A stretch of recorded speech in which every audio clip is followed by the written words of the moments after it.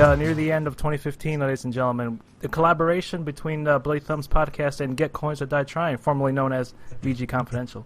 Monumentous. Hey, I don't know what that VG Confidential is. I know about GCD Tizzle. It's as dead as 3D gaming. I know about Get Coins or Die Tryin, man. I don't know about no VG Confidigi. You know what I'm saying? Confidegis. Maybe if he asks where you're buried. I mean, that's another question for damn. another day. Oh, damn. Well, that's one about G-Fizz while we're at it too. Oh, yeah. Oh. We love Barry, but this is the big collaboration, folks. This is what I've been waiting for. I got this whole shit together, but but anyways, It's a group effort over here trying to take all the credit. Listen, I can leave right now. Walk out right now. Word. Walk out, Splinter. I got this No. whole thing together. I remember Splinter's been texting me not texting me, tweeting me every day. Every day I read a tweet and I'm like, oh shit. This Friday? it's Deadly Fridays, man. Next day, oh shit. Friday? No, I've gotten back into the streaming game. My internet's working now. What? Yeah. We're gonna hashtag Deadly Fridays. I'm getting it, but no one's watching. You know, that's how you start That's out. not what hashtag Deadly Fridays is about. I don't care if no one's watching. I care if it's deadly and if it's on a Friday. It's deadly. It's Y'all deadly. some serial killers? What the hell's going on? It's here? like Deadly Friday. Yeah. It starts with Deadly Premonition. And then Friday. it evolved into Deadly Fridays. Yeah. I want to be alive on Only my on Friday. twitch.tv/SP_47. There was was a the very short period Y'all of time. don't tell me what Deadly Friday is, because I'm the only one who shows up to Deadly That Friday. is true. Right, That is Splinter? true. That is true, AZ, and I love it for that. Man. 100% true. No, we actually did Deadly Fridays on a Friday, Splinter. Yeah, that's true. that of Then a we'd all be Thursday or a Saturday. Oh my lord! But But I don't Hazy, have those hashtags anymore. Hazy, you weren't there for that one time on Deadly Fridays where it was the bromance. The bromance. Oh yeah. Man, Who was bromancing? Splinter It's was hard- romancing with himself. We can't really What? describe it, but you just had to be there. Gora, were you there for that one? I was not there for that one. It was one of those monumental streams that only the people who actually saw it can really tell about it. I think War Reliant was there It's a too. myth. It's like Mad Max. Yeah, let's just say Splinter got away with doing something he shouldn't have done. On Twitch. He was fapping? Nah, but even better. Well, what's better than fapping? We can't. He was If it happens again. Oh my gosh, are you kidding me, Splinter? Well, you know, CH, we only keep in touch for so long. You know, a lot of things go onto the wayside that I don't tell you about. Oh yeah, he's been cheating on you, Gorog, with the three of us. Hey, man, go right. I ain't got no part in that. I don't know where he got that number 3 from. Walk away. It's that chicken parm though. That's what gets you. That's how they seduce them. It's Yeah. that all the quaaludes in that chicken parm. like how we were ass clapping to synchronize this this podcast. Sorry, what is this episode about again? It is the year 2015 of gaming. It's the year 2015 in gaming. We already lost track of what the hell we were here for, but if you guys don't know, This is how Get Coins or Die Tryin goes down, dude. that is true. You're bullshitting for the first couple minutes before we get Getting into a it. contact high listening to you guys. Bullshitting for 95 minutes, then we talk about games for 10 minutes, then we do questions, and then we bullshit for the last 10 minutes. Yeah, we got no questions, so we got a whole lot of bullshit to fill up this podcast. No, but this is about the year in review and game in 2015. Yes, sir. That's true. We're all here together, all the crew here. We got myself, Swinner47, and then CH Gorog here, and we have the lovely fellas across the east side, Mr. Hazy Rome. Sha-la-la-la-la-la-la, boom, boom, she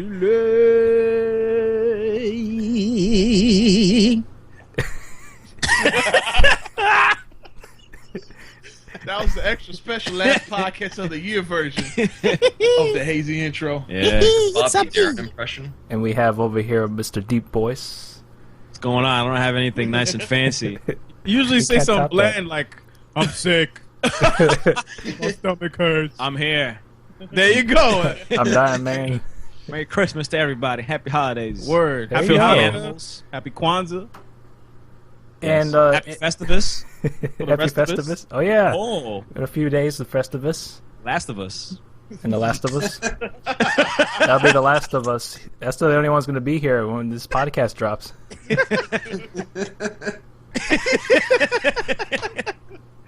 And without further ado, the fabulous, Big Red and White. the fabulous. Without further ado, let me get the intro here. Without further ado, Mr. Big Red and Y, Big Redney. What up, neighbors?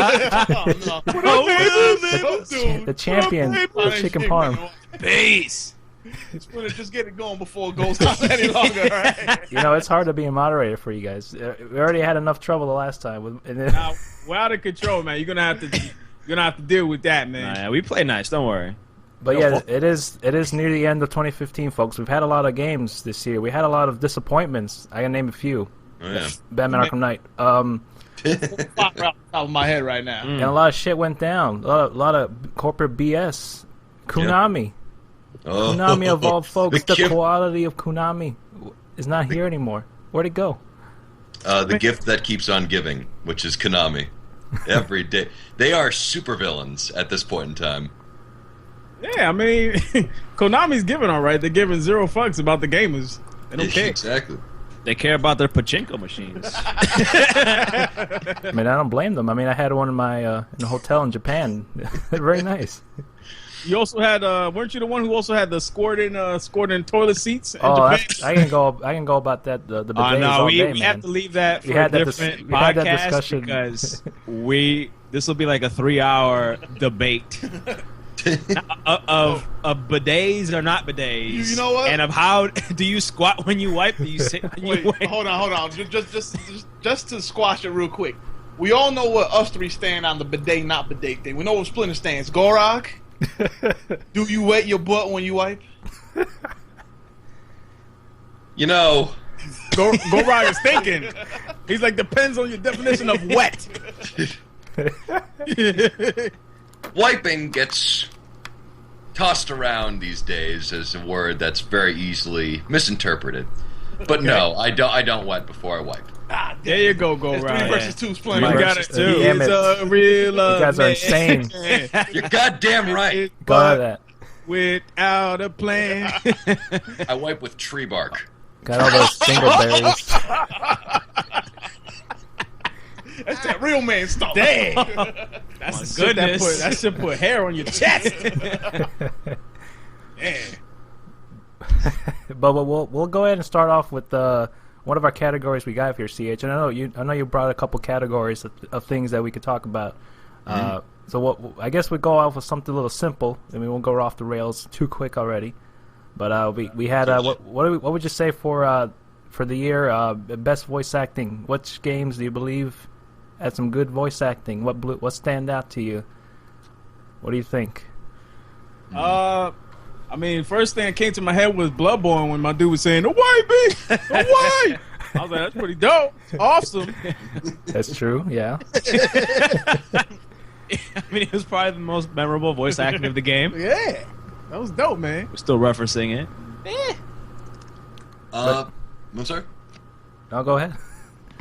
For me, I'm gonna have to go with probably The Witcher 3 in terms of every single voice actor in there, perfectly chosen.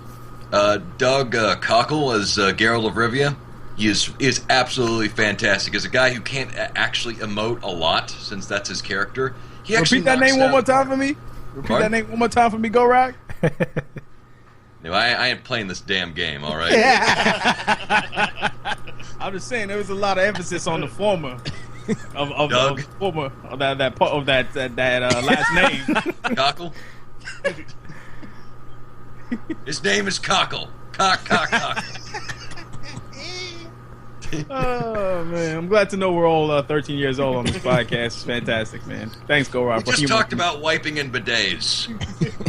Listen, man. That's a mature debate. Word, but no, I I'm don't know saying it's not. I'm saying that. perfectly Listen, I don't know no 13-year-old that knows what a bidet is. I just learned what that was like 2 days ago. A bidet.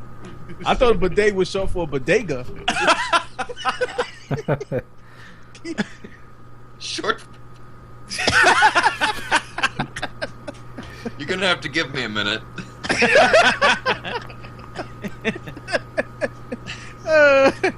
Welcome to the GCDT part. That's the part of it. A lot of it's oozing out of here right now. Well, best voice actors, man. We got any other games that had some standout voice actor, man? Were there even that many games with voice acting in it this year? I I mean, one. think Gorog was done though.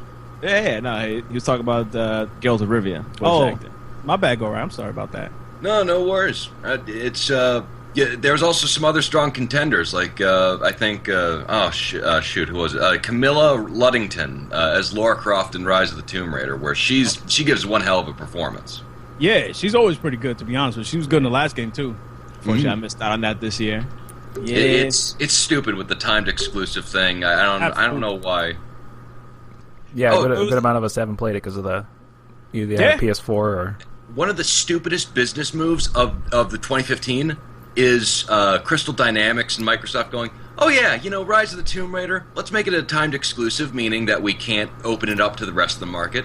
And because of that, let's release it on the same day as Fallout 4. That's good for us. Their reasoning behind it was that there wasn't a better window for it to release, but I'm like, anything is better than one of the most anticipated games, of the last decade. You know what I'm saying? Like, people waiting for Fallout 4 for what, 7, 8 years, 9 years? That's Come on, that's man. like the second coming of Christ to a lot of people. Yeah, for real. It's like it's like, crazy. listen, you're not going to beat them. It's like, just wait a day after Fallout 4. I mean, what's sad though is that, like you say, they basically sent Rise of the Tomb Raider out to die. You know what I mean? And they're trying to plan a trilogy, and I'm like, honestly, like, they got money in the back end. Sure, I'm sure Microsoft paid them off and whatnot. But if you think about it, it's like there's going to be a lot of people who aren't going to get their hands on this game. Yeah, and the problem is that if you kill off the interest of this game, are people still going to be interested in this thing a year later? Because isn't that when Uncharted 4 is going to come out? I don't think they're going to be as interested as if they release it some other time. Yeah, because it barely made a mark. Yeah, when it came out, and unfortunately for Crystal Dynamics, I mean I haven't played this one, but I played the last one, and I thought they did a fantastic job, and I'm sure they did a fantastic job with this one. Yeah, I love this one. I mean, the question is, when they re-release it on the PS4, is it going to be full price? Of course. Well, is that what they did with like Mass Effect?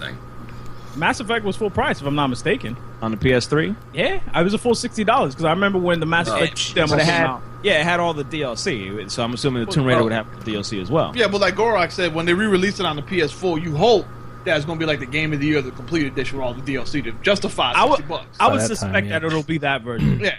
Or maybe it'll be like Star Wars Battlefront, where it'll just have like 30% of the content. Like, oh, here's also a season. You thought the story was done? Nah. $30, you get 70% more. What? 70%? $110 for the full experience? How do you justify that? And it's not even the full experience. Is not even really worth $60. The full experience, is the crazy part. The full experience for $110 is me going back in time to have sex with Slave Leia. All right, Carrie Fisher back in '82. Hell yeah. Yes, that is the full experience because that's some boo poo poo right there. Carrie Fisher now, but I'd take her out for lunch and just be like, I really appreciate you. Goodbye. I'll take her out to the trash. Oh my lord!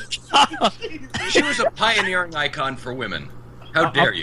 I'm sorry, man. The adrenaline just gets to me. Man. I just say crazy things. I'm sorry. I didn't mean.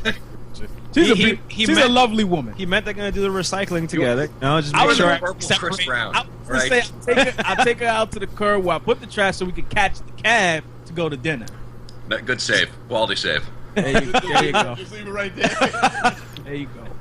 But for good voice acting, despite how trash Halo 5 was, God the damn. voice acting. Speaking of trash, Oh shit! Religious. I mean, I wasn't crazy about it. I don't think it was trash. Yeah, same here.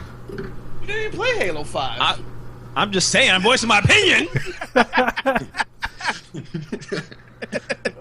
I did think the actor who played Jameson Locke, he gave pretty damn good performance, especially when he's supposed to be like stoic military, and he really did that well. That's your man Mike Coulter, man. The future, the current Luke Cage. Luke Cage.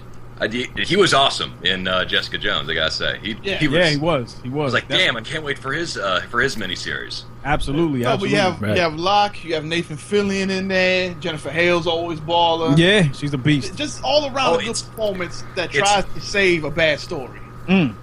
Why do you say it's bad though? It was just generic. It wasn't. You spend the whole game like they advertise the whole damn thing, and Gorak can Okay. back me up on this. Splinter. Oh, no, okay, yeah, please go played ahead. it? I've played it, but I want to hear your impression on it. No, I was gonna say like they kind of hype you up as gonna be Fire Team versus Fire Team. They're trying to hunt down Master Chief. Yeah. And at some point, it's gonna be like an epic battle between the two. A clash of titans, if you will. Clash of Titans. Yeah. And the whole It game, is. you spend switching from one squad, then you go back to Master Chief squad, then go back to Locke squad. Yeah. You face the same boss like 45 times. You face Oh the my same goodness. enemies. Was and it- at the end, no clash ever happens. No gameplay, no nothing. It's a quick ass cutscene that takes like 10 seconds and that's it. Yeah. It just teases you the whole way and just doesn't deliver. And it's like, you know what? If you like this game, Mhm. wait for Halo 6. That's when you're gonna get So, the real story. question. I got a question. As I guess a former fan of the series, are they A trying to former make fan or a current fan? former? Okay. I'm not like hype about it anymore. How it used to be. Okay. But are they trying to make John Locke or Jameson Locke? John Locke from Lost? That would have been quite a twist. You I can't know, right? activate that Halo ring, John. Like, don't tell me what I can't do. But are they trying to make Jameson Locke the protagonist? They're trying to pass the torch over to him, or is it just gonna be Not Master- really. You Not don't with the think way the so? story went. It's like they use him as a nice foil for Master Chief. But How are they different? you want me to name the obvious ways? Oh, I mean, in terms of characterization. Listen, boys. Hashtag Black Lives Matter. You know what I'm saying? Ah, okay. No, but Locke is more of a military man where he's stick to the protocol. He's like Captain America Yeah. of Halo. When, man. Master Chief used to be. Master Chief is willing to go rogue when he needs to. Yeah. To get stuff done. And Locke is like to the letter of the law. Okay. So that's how they differ until the very I end. disagree in the fact that in the idea, like half of the advertising lies, where they try to make this big focus on what is Master Chief going after, and there's going to be this confrontation of ideas. The latter half doesn't really happen, but the first part of the narrative where Chief leaves to go find Cortana, and you don't know why. And what I really like about it is that you don't know if he's like, he's just he's an innocent puppy and he just doesn't know any better, or if he's like trying to put her out of her misery, thinking that like that's not her. And it's the revelation of what he actually thinks, and he's actually surprisingly more developed as time has gone on. No, like I said, because the Halo 4 story, they developed Master Chief more. They made him more human than the first 3 stories were able to do. Yeah. This one, he actually develops as a character finally. Sure. It's just the tease at the end there. Yeah. Yeah, it's Second a half of that game was just kind of felt like they were just going through the motions to get to the ending. Well, Xbox and Microsoft, they've already said that they've got plans for Halo for the next 10 years. So obviously they were trying to set up for that. But It's there's also- a right way and a wrong way to do that, It is, and by the way, it's not Mike Coulter who voiced him in Halo 5. It's his appearance and likeness, and he did do, and he was Locke in the Halo Nightfall series. But it's Ike Amati who voices him in I Halo didn't even 5. know he didn't do Oh, the wow. voice. Yeah, I didn't know he didn't do the voice either. I thought you were going to say Ike Turner for a second. I'm like, yo, John Locke opened a can of whoop ass. Come on, chill out. Come on, man. It's about the women out there. He does one hell of a voice. I mean, just whenever Mike Coulter just needs to I can't do this job. I'll give it to my buddy over here. Like you got it, you can take it, right? You're looking out for him. That's what's Yeah. up. Give him some work. Yeah. So we got a few. Sorry to interrupt. So we got a few for Witcher 3, and then we have Halo. Any other And we have Rise of the Tomb Raider Rise also. of the Tomb Raider? Right. Yeah. I'll go ahead and I'll say, and this might be Splinter's choice as well in terms of voice acting of the year, but a rather pleasant surprise for me was Batman. You know, that's The going to be game my as an vote. entirety. Because I thought you were about to say Fallout. I was like, Fallout voice Nah. acting is trash. Nah, it wasn't too The game good. was great, but the voice acting No, was the never voice too acting good. No, is Mama was good. Is not Yeah. too good for Fallout 4. It's very flat. and that's It's all right. It's serviceable. Yeah, it's It's just- serviceable. It moves the story along, but it isn't like something that stands out with that. Yeah. And like I don't know if it's me, but it seems like the actual recording. It's like- low quality. Yeah, sometimes. like I don't know, something was going Like it on sounds with like the one of our equipment or podcasts something. every once in a while. Yeah. Dude. Doing the voice acting in Bethesda, Maryland, I'm surprised they even have a computer over there. Damn. They probably just went to Swarrior's house and used his laptop real quick. Shout out to the Swolcast. What up, Warrior? But yeah, I mean, having Kevin Conroy and Mark Hamill back at it, Yeah. it never gets old. Mark Hamill's year. If you wanna Whoever call did that a spoiler, Scarecrow was yeah. fantastic too. Yeah. John Noble. You know, just generally solid all around. Batgirl, whoever did well, not Batgirl, Barbara Gordon, Commissioner Gordon. Commissioner Gordon too. You like Commissioner Gordon's voice? He was a little Brooklynish You think so? in that game. Yeah, a little bit. I think he was. It was Jonathan Mike. Banks. He was Mike from Breaking Bad. Jonathan Banks. That makes sense then. Ah, okay. So they're going really. that was the old guy, right? Yeah, the older guy Okay, from yeah. Breaking Bad. So they were going really. Assassin. Yeah, they're really going fully dimensional with all the voice actors. Everyone was pretty much, in their league of their own. They're top notch in any kind of profession they're in, like voice acting or just like the guy from Breaking Bad, from TV. It's a pretty tough one going between like Arkham Knight. They had, as much as I had some disappointments with how Arkham Knight turned out. Like the gameplay was in some parts solid, but it was just primarily just the overall kind of story left me by the end a little flatline and very predictable, which is kind of disappointing. Sure. Yeah. But I the fact that they definitely have the agree. Bat family there, and they don't really interact with each other that much, except That's on a kinda- one-on-one basis with Batman. That's kind of been my one gripe about the Bat families featured in Arkham Knight is that, in the Arkham series in general, is just that you're basically just given a gigantic tease. Like I understand, it's a Batman game, you're gonna want to play as Batman, but if you're gonna introduce the other characters and have them playable, don't make them be like stripped down clones of Batman. Let them have their own, standout moments, if you will, or things that set them apart.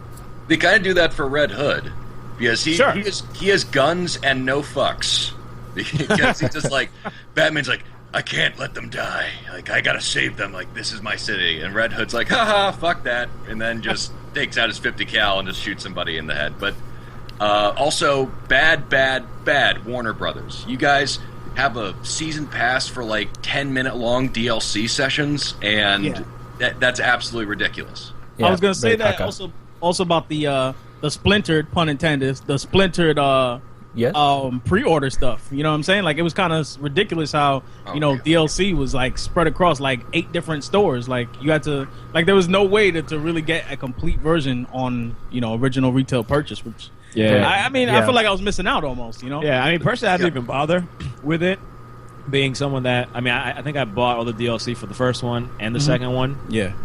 But for this one, it was just it seemed way too messy, and I'm just like, let me just enjoy the game for what it is, and So we'll see after that. It- And I guess another gripe. This is spoiler-ish territory. I won't say too much, but there's one specific boss fight that was extremely disappointing. You won't say too much, boys. I won't say too much. I know you're talking about. I won't say too much.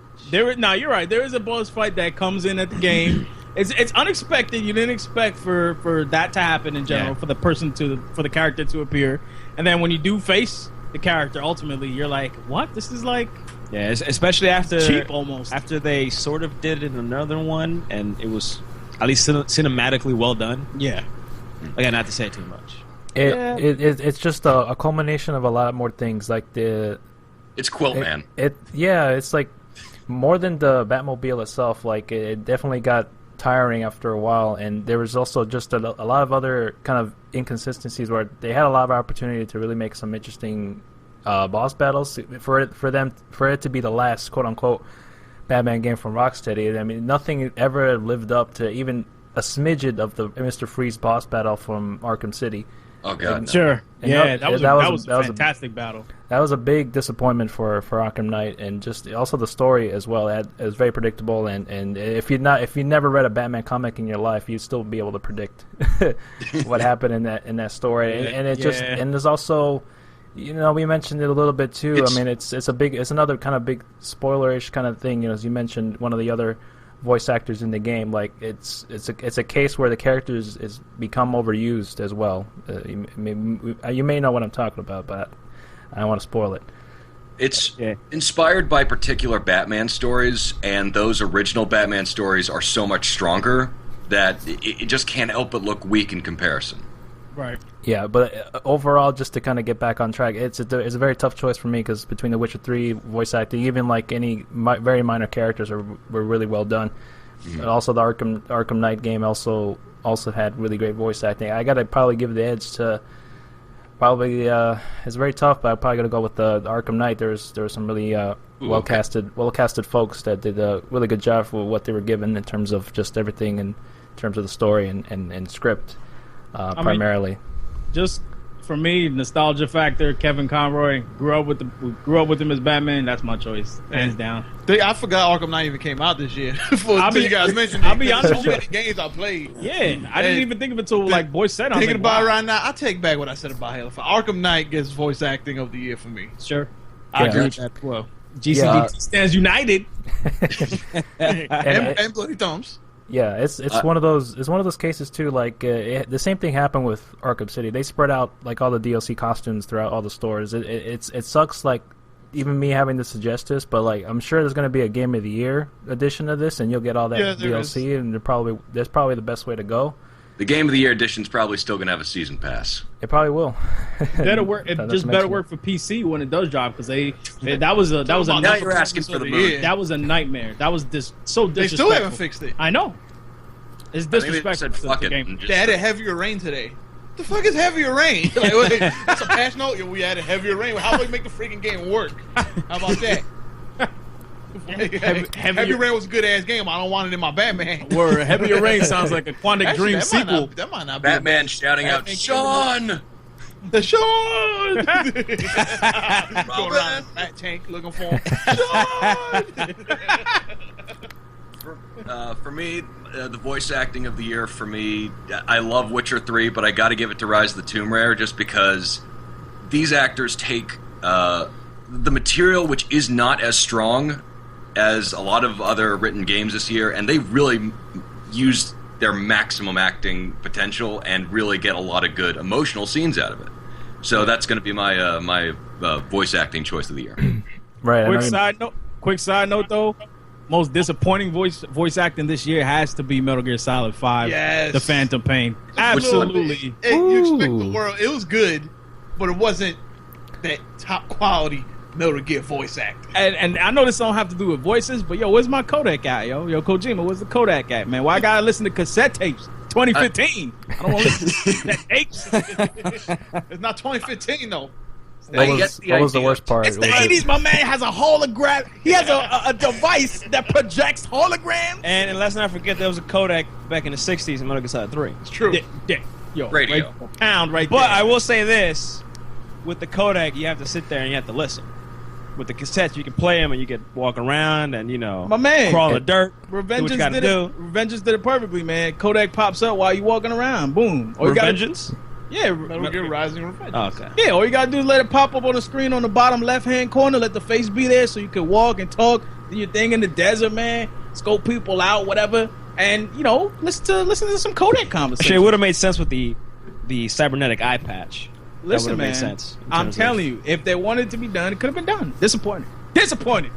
Konami, man. I think that was also because Konami cut off the funding right in the middle of the development, since it was very obvious that they were planning other stuff, like the whole Eli and the Kingdom of the Flies segment. Yeah. Yes. And Red always brings up the translators for people who don't speak languages in the game. Yeah, like Pashtar, I think it is, right? Pashtar. There's no one that speaks Pashtar in the game. That's true. It's obviously let them die. Those people deserve to die. Those freaks back there. English, motherfucker, do you speak it? They probably just couldn't pay Stephanie Houston to do the voice for Quiet. That's why she didn't have only one line. Yeah, they got her. they got her singing atrocious songs instead. Yeah. Humming them. Okay. When the wise words of Kojima. I would have spit a rhyme. I gotta say, for me, the voice acting that ruined the game that's generally good voice acting was in Soma, which is the PC horror game from the guys who did Amnesia: The Dark Descent. Amnesia had great voice acting. Mm-hmm. Yeah, and the weird thing is that this one does too, except for the main protagonist. It's if you listen to everyone, it's BioShock level of quality of actors with their scripts, and then you have Jared Zeus as Simon, and he is just wooden, and it's just wow, you are paired up with Neil Mooney who plays Catherine, and she is fantastic, and this guy can't keep up. And it really brings down the experience when you can't get... I kept being taken out of the experience because of this guy's bland voice acting. That is something that is a stickler with gamers, man. If voice acting is bad, really bad, atrocious, it can really take you out the game. You know what I mean? It's worse when it's the main protagonist. Yeah. I think fantastic voice acting could make the game. Terrible voice acting could make the game fun as hell to play. But that voice acting that's just not good right in the middle, Yeah. that's what sucks. That's what takes you out of it. It's not so bad if it's a side character like your homegirl Letitia, the trash lady. Oh my god, I love her! I want a game all about her. Well, shit, We can't ever stop talking about her. she better be in Kind Divided. They need to make a buddy cop game with her and Trash Can Carla from Fallout 4. They could throw in Franklin's aunt from GTA 5 in there too. Listen, it's Aunt Viv, man. It's Aunt Viv from the Fresh Prince. You don't mess with Aunt Viv. Right? Wait, which Aunt Viv? The first one. The first. original. Okay. Yeah. Hey man, all I know is, man, she just listened to her voice made me want to do a line of cocaine. Just made me want to become a heroin addict or something. I was like, yo, I gotta succumb to my black gene, start doing drugs and stuff. But one other important thing besides the good voice acting, the other thing is good IPs, new IPs this year. We had a couple. Yeah. We had Bloodborne, Splatoon. That's how you said Bluntborn. That's another game that I'm working on. Stupid, yo, Bloodborne. I think they're working on that in Colorado somewhere. Oh yeah, I think so. Well, we had a couple. If anyone can name off a few, we had the Splatoon, Bloodborne, and the great Order 1886. You know, highly anticipated Sony exclusive. Yeah, man. It was exclusively the wackest thing on the shelf. It was holding down the GameStop shelves exclusively. The only Flying thing off the left. shelf. Wait, what were the other original IPs though? Until Dawn. Until Dawn. Until Dawn, I like yeah. that one. Soma, Soma, yes. Free in the Blind Forest, Life is Strange. Yeah, Life is Strange. Almost forgot. It's probably my favorite of the originals. Speaking of good voice acting, Yo, Yeah, speaking hell of yeah. good voice acting, forgot about that game. Yeah. There's too many games that came out this year. This was a good year in gaming, It was a man. good It was a good year in gaming. Game man. of Thrones. oh yeah, Can't count that as an original IP? Don't you even fucking start with that game, okay? it's an original story. I think. Is it? Maybe. I haven't read the book, so I don't know. It's not. Well, it is, Well- except for the other half where the HBO producer said, "Listen, you're putting this character in the goddamn game, or else we're not going to give you the rights to any of this." Like, even though it's maddening because you can see them trying to escape, and then it's like the claws of HBO dragging them back. Are you talking about what's his face? The evilest character on the show after Joffrey. Forgetting his name. Oh, we had a couple. Ramsey? Yeah. Ramsey. Yeah. Well, Ramsey, Yeah. Tyrion, Cersei, That Marjorie. I mean, Splair and I have talked about this, where it's references to characters and to events that don't mean anything if you're just playing the game. Because like they talk about the Red Wedding, but they don't really go into it. There's like Ramsey talking to Reek, and they don't really talk about that. I mean, I'm right there with you, Go Ride, because I don't understand why Chef Gordon Ramsay's in the Game of Thrones games. You call that a fucking sword?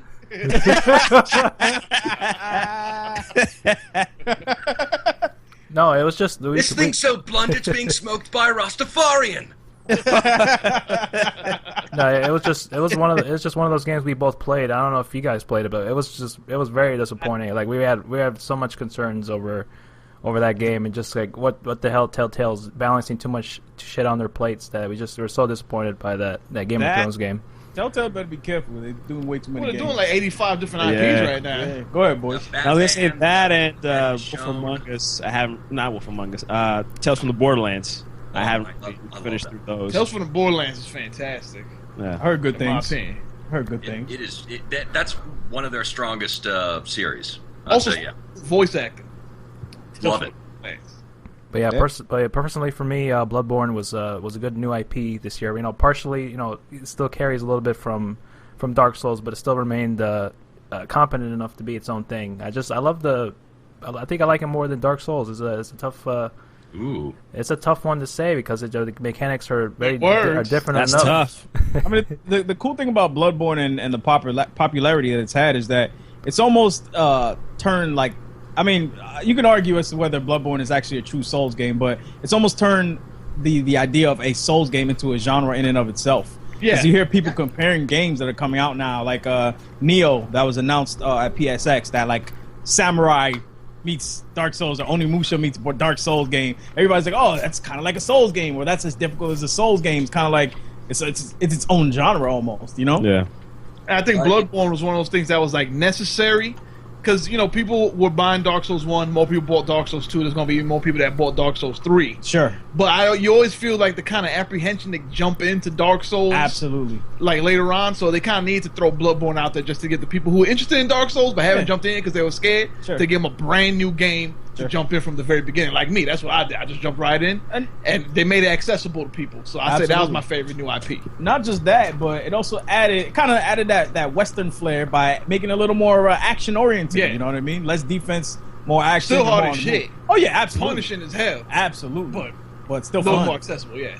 By the way, I do like the fact that From Software games have kind of become their own genre of challenge as the big factor. And one of them was Lords of the Fallen. I haven't played it yet, but apparently it's very inspired by Dark Souls. Lords of the Fallen isn't bad. It's not as good as Dark Souls. Sure. It's like a little bit derivative of Dark Souls. Yeah. Right. But it's a good game that stands well on its own. Gotcha. And also, people were comparing some of the combat in Witcher 3 to Dark Souls. I don't think it's that hard, but as hard as Dark Souls. No, not particularly. The only thing I can really mention as it was close to Dark Souls in The Witcher 3 is the new DLC for The Witcher 3. There was like a boss battle they threw in very early on in the DLC involving like this big ass frog, but it was very much reminiscent of Dark Souls in the way that it hasn't really been in The Witcher. It was the only thing that I could remember being close to Dark Souls, just for the sake of requiring you to always be on your toes. And every decision you made, an attack, really could kill you really quick. I mean, that's pretty much all it was. Yeah.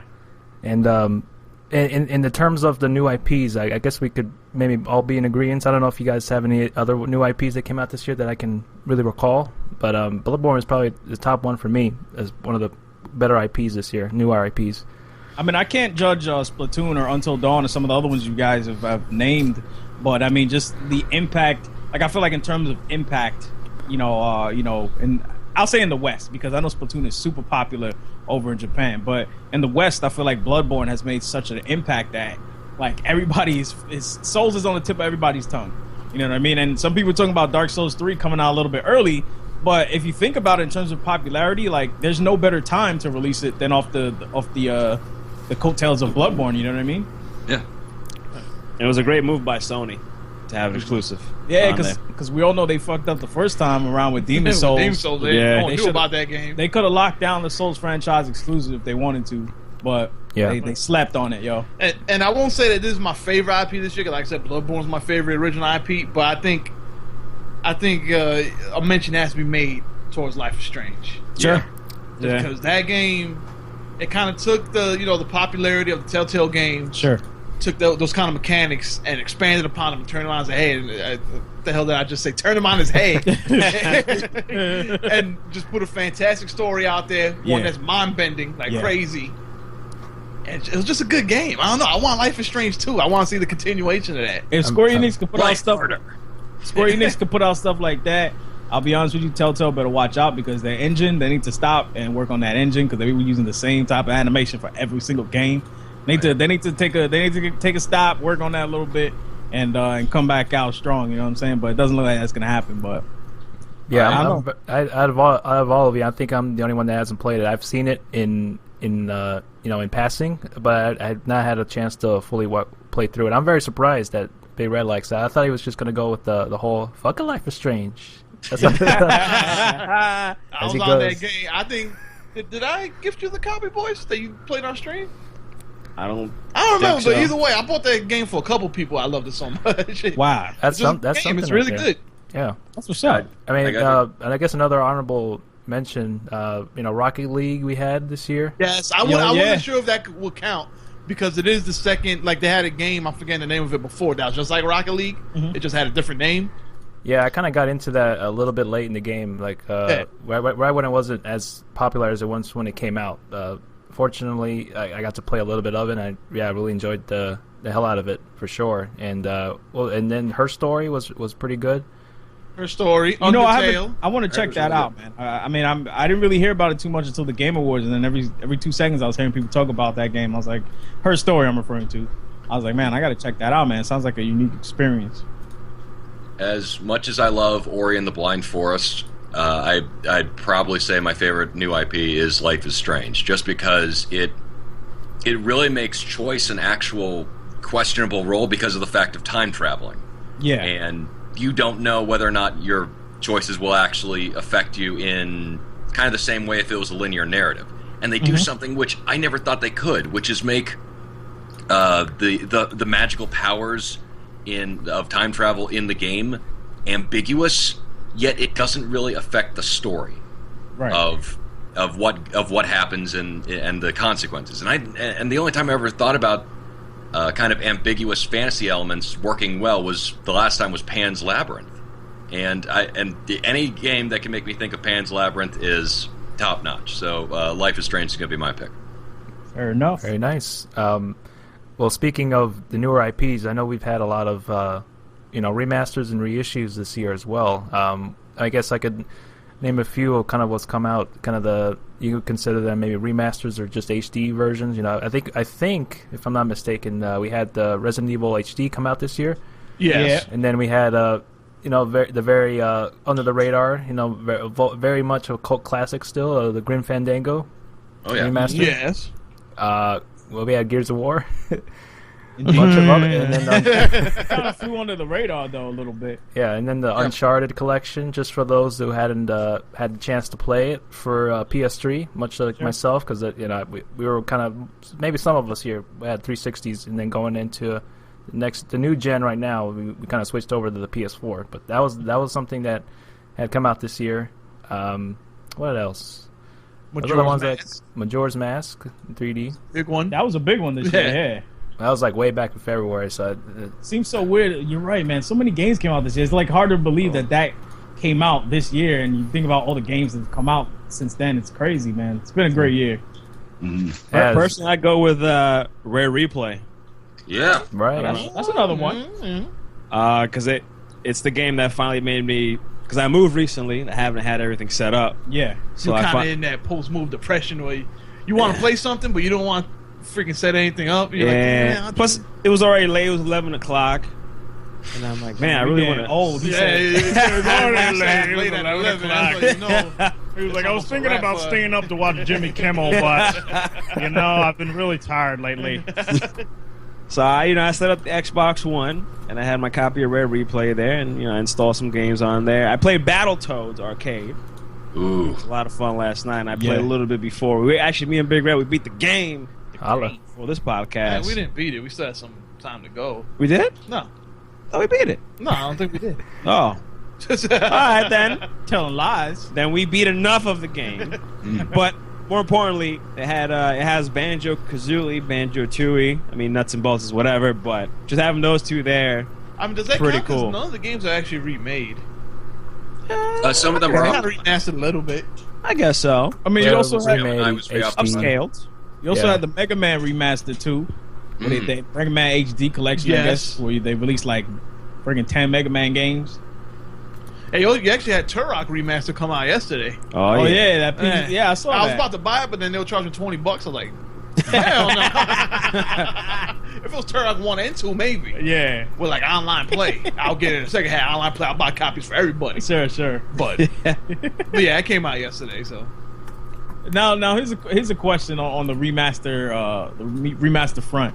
So we all know that PS4 is like recently announced like PS2. I wouldn't say backwards compatibility. I'll say emulation. They're letting you buy PS2 games on the PS4. Right, but the games have been upscaled and kind of like they're not really upscaled. So what's the correct term? Like I'm saying it's like they went. Yeah, they work. It's like they went in and they upscaled it. It's just being upscaled by the PS4's processing power. Sure, but they do look significantly better than the PS2 version. I mean, you can go on digital whatever. I forget what they call them, digital Foundry, and go check it out. And like you see it does look very much different than. I wouldn't count those though. Okay, because yeah. Is that the developers did not spend specific time to make the games look better. Fair it's enough. merely just running on better hardware. Okay. Yeah, either reissued or either HDified. I mean, we could put those kind of in the same category a little bit. You also had We had the GTA 5 as well, kind of. That was last year. Was it last year? Jesus. Yeah, that was at the end of it goes by fast. Yeah. You also had Borderlands 2 in the pre-sequel. The Handsome Jack collection. The Handsome collection for this year. That's true. But those are a couple there, and then anything like I know it's hard nowadays to really play anything bad or anything like this. Not really noteworthy that you kind of forgot. I know there's a couple of those. Either it's something you've forgotten that came out, you may have played a little bit, or just heard about. Games you may have missed. Games you may have missed that not necessarily on the good quality, but just it kind of came out like a silent but deadly fart. No, silent fart. It's probably the best he said a silent but deadly fart. All right. Maybe Evolve. Saints Row. Nah, you got the fart right. Evolve came out there. Yeah. And it's like Evolve that pre-sheet. Yeah, like a little one there, and then a silent one. The Saints Row Get Out of the Hell. That was Did that come out this year? Or was that the end of last year? I believe that was this year. I think that was this year. I think so. Maybe. That was like. I got one that I feel like kind of flew under the radar. Dying Light. That one kind of got a little bit of love, but then it just kind of just disappeared, faded a little bit, and I feel like people didn't really think about it by the end of the year because of all the big heavy hitters that came out. Yeah. It's just kind of all over the place here, and we had Battlefield Hardline. Yeah, boys. I don't know why boys bought that game.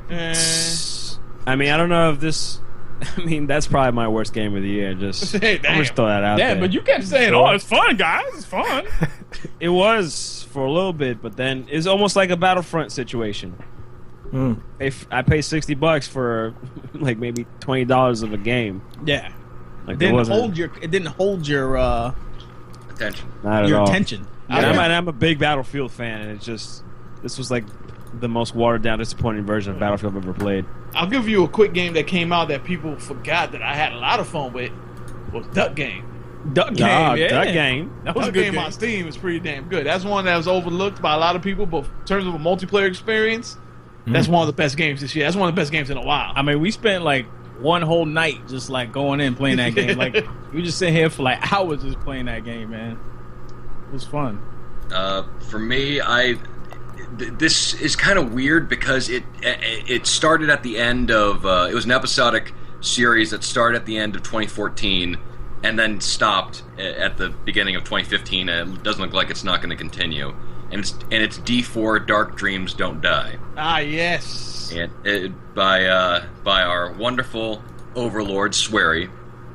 He makes this incredibly weird game that's like this combination between David Lynch, a procedural crime drama, and a private investigator story, and it's so fucking outrageously weird, but it's endearing at the same time. Like, it doesn't ever treat the oddities of the world as something eccentric and to be ignored. It feels like no, this is part of life. Enjoy it. It's almost surrealist. What did you say the name of the game was? Dark Dreams Don't Die. D4. I have it on Xbox One. Man, that sounds like the name of my first rap album.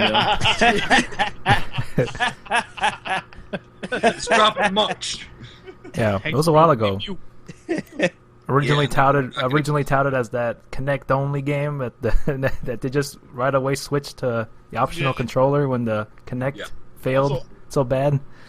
Yeah, and ironically, like the majority of people who did play it on Kinect said, like, yeah, this is actually one of the only games that actually feels better with Kinect. Interesting. Yeah, and so it's not going to be continued, and it's really sad because it was ported over to the PC, and then just no more was released. What did you want to say, Ray? No, another episodic game like that came out kind of. It was alright, flew under the radar. It was good. Resident Evil Revelations 2. Yeah. Came out this Forgot about that one. Sure. It's a nice little diversion in the Resident Evil universe. Agreed. I liked it for what it was. Yeah. That's a good one. It's a good pick. Right. I mean, we kind of. I'm sorry, Splinter. no, go ahead. We kind of mentioned Until Dawn for like voice act or for a new IP rather, and I think similarly, it's one of those things that kind of flew under the radar because, I feel like nowadays if a game doesn't get like an 8 or 8.5 across the board, people are just like, "Oh, it's terrible. Game is bad. I don't want to waste money on it." It's like I heard great things about Until Dawn. Like I didn't hear anyone say anything actively bad about that game. You know what I mean? They were saying that, the horror is cheesy, but they're like, it kind of makes it endearing in that, in that respect. Yeah, and then it's if it's not like a game of the year contender immediately, then it's kind of slowly forgotten. Sure. And we still need sort of that avenue in that film has with Netflix to have people rediscover kind of middle of the road strange films that don't get a lot of attention, like Snowpiercer, for instance. Sure. We kind of need that equivalent of, I don't know, maybe like a subscription service where you can download and play these kind of games. Yeah, and I just got two more picks in terms of forgotten games. The first of which, obviously, we mentioned that earlier too, Rise of the Tomb Raider. It just didn't not enough people bought it, and we know that people are gonna just look past it. And then secondly, a game that I was kind of big on because I got the chance to demo it when I went to SDCC is Transformers Devastation. I thought you were talking about Bane's Revenge. Yeah, every time we talk about Transformers, I feel terrible. Yeah. It was a great sale for Transformers during Black Friday or Black Friday week. Yeah. And I like 3 different stores on like 8 different days. Yeah. I just did not get it. And then I played a little bit here at Red's house, and I liked it a lot. Yeah, Walmart was on some bullshit on Black Friday. I put it in my cart twice and tried to purchase it, and it didn't go through. And then it had me calling my credit card company because I was like, dang, child support got crazy. Credit cards don't work. And they were like, no, Walmart is having problems taking credit cards. Like, how you have problems taking credit cards on the biggest retail day of the year? It was the GoBots trying to stop you. Yo, it's crazy, man. I was like, y'all can't get some Devastation on with some Transformers? Come on, man. Okay. This might be a very controversial pick of games that kind of were under the radar. Okay. Yep. But, because this is usually a big release every year. Okay. But this year was actually somewhat decent. Assassin's Creed Syndicate. God damn it, hates them. But yes, Assassin's Creed Syndicate. My bad, dog. I heard it was good. I mean, at least me and Hazy. Thor summoning lightning and then someone else grabbing his hammer. Come on now. Yeah. Fucking better Beta Ray Bill over here. Nah, chill. He looks like a horse. That's messed up. Okay, I mean, well, I'll look who down. else was worthy? Quick, somebody. Captain America's worthy. Okay, fine. I was gonna say Cyborg Thor, but yes. Okay, well, I gotta be a cyborg. Because you look like Thor. He's handsome. Did you call me a cyborg whore? Thor. Oh, I was like, I can't be a human whore. I gotta be a cyborg. Like, I gotta be artificial and shit. You're gonna be appearing as the trash lady in the next day. It's gonna Will she? I'm coming for your trash, baby. Better make sure you separate that recycling. I'm coming for your ass. I'm gonna talk to Crenshaw Pete. With his hot ass coat hangers, bitch. Would you like that? But yeah, I mean, I don't know what you guys think about Assassin's Creed Syndicate. I mean, I think I haven't even a played lot it. of people gave up on Assassin's Creed, but me and you kind of have a soft spot for it because we like the majority of Assassin's Creed games have been good. It's just we're tired of seeing Assassin's Creed. That's not to say that Syndicate should get a bad rap for that. I think some of it has to do with Black Flag. After Assassin's Creed 3, I was like, fuck this. Yeah, same here. I'm done with I this. hated Assassin's Creed 3. And then they come up with Black Flag, and it has the pirate ships. That was probably the best part of Assassin's Creed 3. And I'm like, hey, this is kind of fun. Yeah. This is kind of making me like this franchise again. Yeah, and I was touched by Edward's story too, man. Yeah. Edward. Yeah. Edward main character. I can really relate to him as an alcoholic. I thought you were gonna say. Oh yeah, I'm white there. dudes. Half naked, passed out, drunk on a boat, going nowhere. It's like, where the hell am I? Just wake up somewhere. I in the will give Caribbean Assassin's randomly. Creed. I was saying that I will give Assassin's Creed more benefit of the doubt and more praise than any other yearly entries, because they actually care about the environment. They care about the history of where they're trying to look at. They really do their research, and they really try to cram. Like I thought, as I think can all agree, Unity was not exactly the most polished game on earth, but Nah. that they were so interested in the time period and the location and just the amount of effort they tried to put into really get the audience interested in that. I will give them major props for that, and certainly hold that higher than Call of Duty or any of the yearly entries. I mean, the only thing they didn't hold in high respects was the fact that they had, a bunch of French people with British accents talking about that's how the animus translates it. I was like, come on, man, you just didn't want a bunch of dudes on the games talking about voulez-vous coucher avec moi. You know what I'm saying? That would be great if it was like if it was like France, but there was like a glitch and everyone just had Southern accents. Them doggone assassins went over there. The thing is, didn't Ubisoft produce, I say, like Heavy Rain? I don't know if they did. No, they weren't involved in that. I don't know. Heavy Rain? Was That Ubisoft involved in Heavy Rain at all?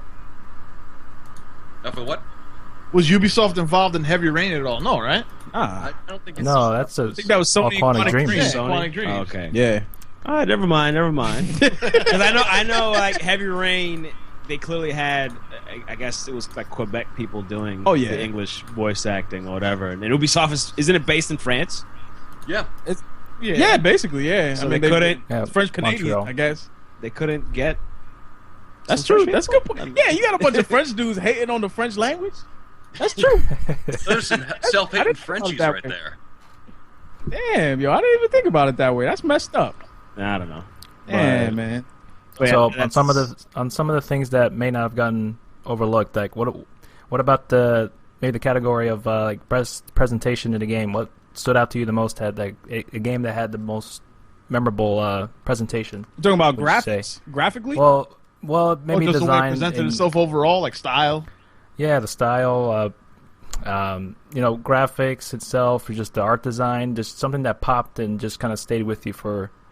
Yeah, because we get so many games this year, like hardly a good amount of them ever stand out in terms of the aesthetics, because we're slowly kind of moving away from that, not that gray and green scheme that we used to have like years ago, with the Fallout 3 and everything. But games like that just use the aesthetics to its advantage. Like maybe Bloodborne had a really good presentation. Yeah, absolutely. Even though it was a little bit of a darker game, but it was like very much like Gothic and H.P. Lovecraft and inspired. The thing that I love that From Software does is they get like this sense of scale that you don't really see in other games. Like you can always kind of see off in the horizon. You can see so much detail in like the skyline, the actual sky, any moons or clouds or any creatures out in the distance, the lighting, the shadows.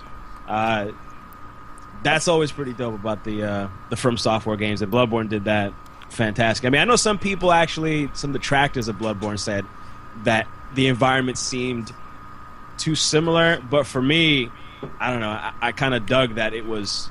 You can kind of say that about Dark Souls 1, 2, and Demon Souls. They were kind of similar in the way they were designed. Yeah. And Bloodborne, to me, was a lot more different than those other three previous games. I just kind of liked how everything in Bloodborne kind of had like this almost like there was like a slime over it. It was like, I don't know, everything just looked kind of like slick. Yeah, it wasn't shiny. Right. It was like grimy. Yeah, like Stylistically grimy. exactly. You know what I mean? Like the you look out in the horizon, or you look out in the distance, you see like the sharp angles of the buildings, and then you look on the ground and you see like somebody's freaking like intestines or whatever just lying on the ground. Intestines is lying on the ground or something. It's mad just bloody. They're good at using, I guess, negative space to their advantage. Sure. Yeah. That was Like a really they good- use just like that. For example, they'll have a moon, an enormous moon out in the distance. Yeah. And not only is the moon Like it's not just the Not moon only is it a itself, moon. but it's well, actually, it's more than just the moon. Actually, come to think of It's it, a moon. space station. It's also a colony for the Inhumans. oh, Atalan, yes. Oh, Yes. There Shout you outs go. no. There to they go. the Spectacular Spoiler League podcast on I the like BGB.com. that. I like that. But yeah, I like the way they use negative space. I know I'm getting a little artsy fartsy, but it's really well done. They use everything. There's like nothing wasted in any of the design in the game of Bloodborne. Like everything almost has a purpose. Everything just looks well and meshes well together. That you can't even really see the seams. Yeah. Because sometimes in any game, sometimes you'll see something that looks a little jagged, a little ugly. Like the texture might be a little messed up, but you don't really see that at all in the Bloodborne games. In addition to that, the sound effects, man. Yeah. Like the blood and gore and the sounds you make when you're like just crushing somebody, the enemy's bones, and you just hear the sounds. It just sounds so like visceral. And at the same time, you go back. What's that area you go back to? Yarnum?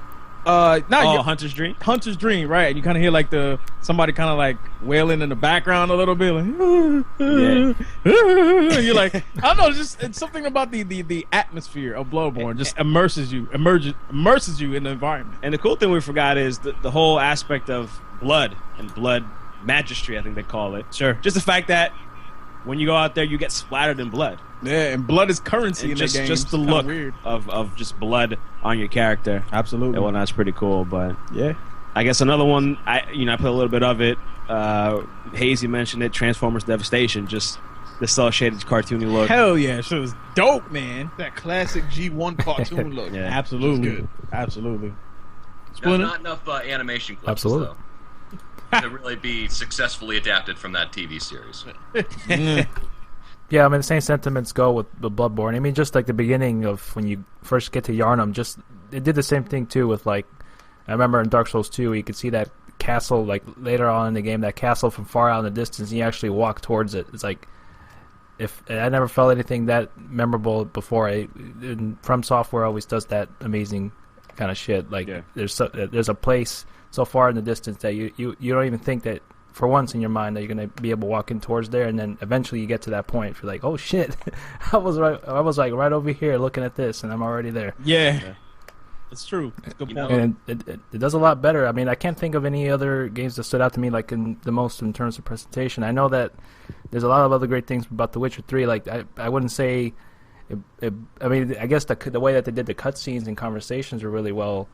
I mean, the facial animations primarily like the one that stood out the most. Like that one, I mean, you get all kinds of emotions. Speaking of The Witcher, yeah, I really liked Ard Skellig. Oh yeah, right. The Viking area. Nordic Irish island, just kind of like the little ambient soundtrack they had for the entire area. Just the look of it. Yeah. I really those like moments. that. Mm-hmm. I mean, I wanted to tie back into one of the games that Gorog mentioned early in the podcast. Ori and the Blind Forest, man. I haven't played that game, but that shit looks fucking beautiful. Like I want to play it just because it looks fantastic. They, the developers said that they were inspired by Hayao Miyazaki's anime films, and it certainly shows because the forest comes alive. It is just brimming with life. Yeah, and it's a joy to explore, and I have to probably give that my nod of just how great the design is for everything. The characters look so expressive, even though like there's no dialogue. It's just these characters existing in this beautiful world, and just like such deep, saturated colors. Like, oh my god, colors! I forgot what these looked like. And, I absolutely love that game. And on the opposite side, you guys were speaking of Bloodborne, and that got me thinking about horror aesthetics as kind of the main focus. And I got to give a mention to Mortal Kombat X. Oh yeah, absolutely. Talk about forgotten games. Yeah, for real. Yeah, I know. And that one that looked great, just because of it really just looked like an R-rated fantasy film that just so happens to have a good deal of military fiction crammed into it as well, and just between the Shaolin temples, between the hellscapes, like the refugee areas, it's like it's so expansive and wide in terms of the different areas they want to inhabit, and yet it all fits within the style of their overall style they're trying to go for. That's another one with the Yeah. sound effects too, man. You Yeah. can feel like it crunching people's bones every time you throw a punch. Yeah. Oops. Oh. Yeah, since Mortal Kombat 9, they've always been really good at that. I mean, the other thing too, like, I even forget about this as well, but I remember when I first played Phantom Pain, like the presentation. I was about to say Phantom Pain. It blew Presentation, us all away. Fantastic. The Fox, I mean, man. top to bottom. You know what it is? bro. It's like the continuous, cut scenes, like that doesn't cut away. It's just all continuous shots. Like, it was just so well done. That just made it stand out a good chunk of, like, even like when even if it was like a minute cutscene that had no impact at some points, but it was just shot so well. Yeah. Personally, I feel like Phantom Pain is both an example of good presentation and bad presentation at the same time. I was gonna mention that. Because I remember we talked about it before, and Red mentioned particularly that the environments, they don't. I don't know that you get. They're kind of lifeless. They're kind of lifeless. and Yeah. barren, No, they are lifeless. Not The kind of. environments, yeah. It's true. They are lifeless. The style of the game is fantastic, but the environments like that the gameplay takes place in, I kind of wish it had just that little extra touch of I mean, humanity or something in it. I don't know. not to cut you off, boys, but I mean, Nah. they say that the area has been evacuated. The areas have been evacuated because of the military companies and enemies occupying the area. But I'm like, you barely see any houses. Like, I mean, you see them, but it's kind of like, I don't know. There's a lot of empty space. You don't in there. imagine Like, people living there.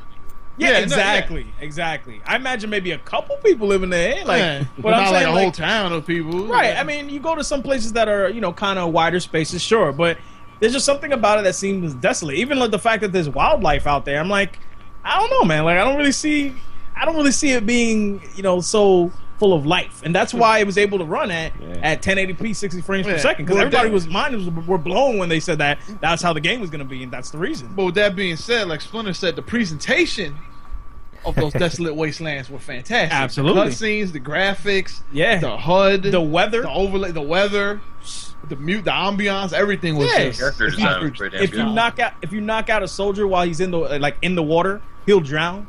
Like, when you knock him out and like throw him in the water, he will drown and die. Like, just things like that. That's like, wow. You know what I'm saying? It's fantastic. And Presentation detail. Absolutely. It's things like that when you realize that if they let Kojima finish the game the way he wanted it to, we'd be playing it in like 2022. Yeah. Because he'd be adding all those little details instead of finishing the fucking game. Plus the controls of the game, man. Oh my goodness, Oh, running and spot on. crawling, so smooth the way he like transitions between like crawling on the ground, getting up, the rolling on the ground while you're shooting, just very well polished. The vehicles are a bit of a pain in the ass, though. Yes, Look. they feel too heavy. Yeah. Feel a little too heavy. It's man. like those Humvees that you can't turn in them. Yeah, that's true. That's Yeah, I hardly ever use it. It was such a hassle. You Nope. get caught before you even drive through an area a bunch of times. not bad for And, the first try in the franchise though. Now, Oh, question, hell yeah. Question: Yeah. Are you able to put, I guess, an unconscious body in a car and maybe Yeah. have it kind of move forward or something, like kind of Unconscious body You and, mean- like put it in the driver's parachute seat it? and maybe kind of, I don't know, do something where you could To send the Never- car we go off like a cruise decoy. control? No, you can't Yeah, do that. nah, you can't. That'd be That'd be hot. cool. That would have been a good way to distract guards, but Hell yeah, that was kind of dope, yo. Game of the year. Damn. Or drive it through an area and just C4 it. And then yeah, there you go. Exactly. Jihad Jeep, that's my favorite battlefield. Jihad Jeep. Yo. That's a real Yeah, just- battlefield strategy. I That's know, my man. favorite. I didn't find out till like late in the game that you can Fulton someone in the car when they're passed out. There's so much You didn't detail know that? there. You don't even Yeah. No, just a lot of stuff you don't know. That's and you true. can knock people out with you can knock people out with your ammo. Yeah, yeah. But like since we're on the subject of Metal Gear Solid, this may be the same for all of you. I'm not sure, but I mean, best soundtrack of the year. Hold on, before best soundtrack, just let me give an honorable mention to a game with great presentation. Also a game Right. that people forgot about, Mad Max. Ooh. The atmosphere in that Another game forgotten that they game. recreated, like they recreated the films fantastically in that game. Speaking of films, last Oh, wow. mention, Star Wars Battlefront. That's another game that has fantastic presentation. The freaking sound effects in that game. Oh my Yeah. goodness. And also soundtracks. Yeah, Back to sounds. Soundtracks. It's hard Yeah. to go wrong with John Williams. Yeah, absolutely. Yeah, soundtracks for me was obviously Metal Gear Solid 5. I listened to so much of those 80s mixtapes traversing the wasteland, not the wasteland, but in the desert pretty much. And the wasteland. Talking about Fallout. Here and there. not as good as Fallout New Vegas. I gotta interrupt and say that Fallout 4's soundtrack was a bit disheartening for me.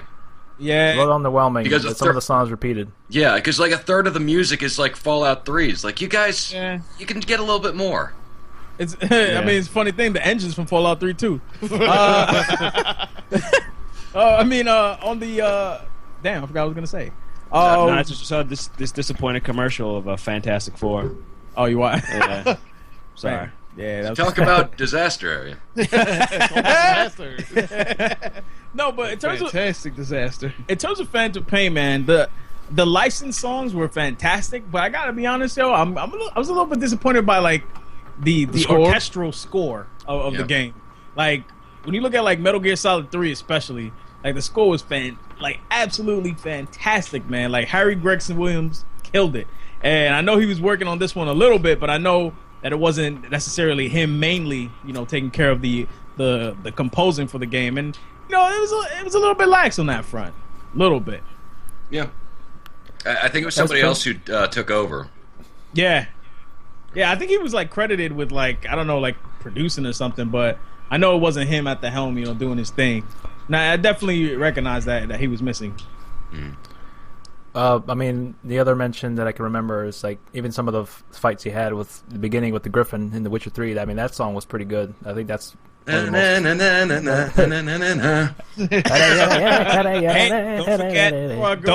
don't forget the Gwent theme song. Oh yes, I've heard that a lot. Playing a lot of Gwent. You come for Witcher 3, you stay for like Gwent. Phenomenon by LL Cool J. Like something like a phenomenon. Something like a phenomenon. I was like, Gorod just got some black points real quick. I could redeem those finally for a free sub.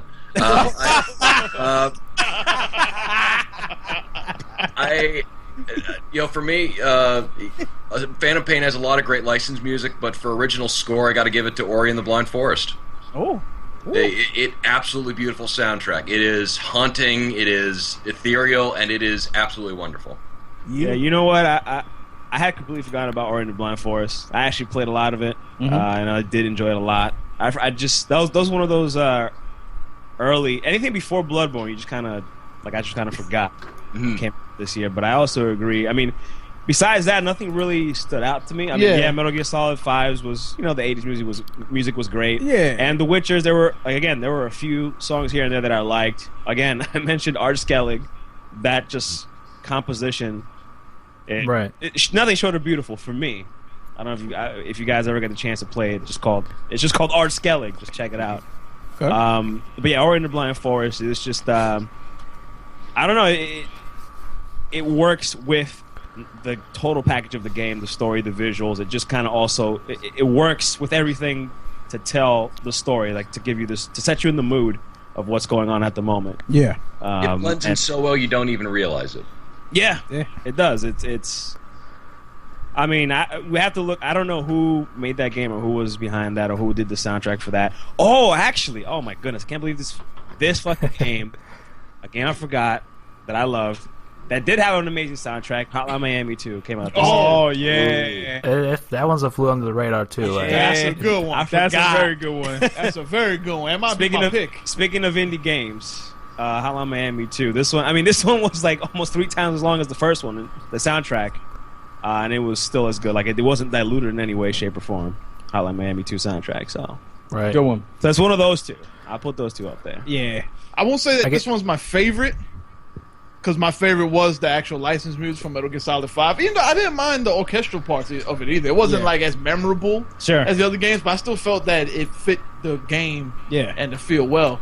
But just as an honorable mention, just as a nice, fantastic throwback to 8-bit and 16-bit soundtracks, Duck Game Again.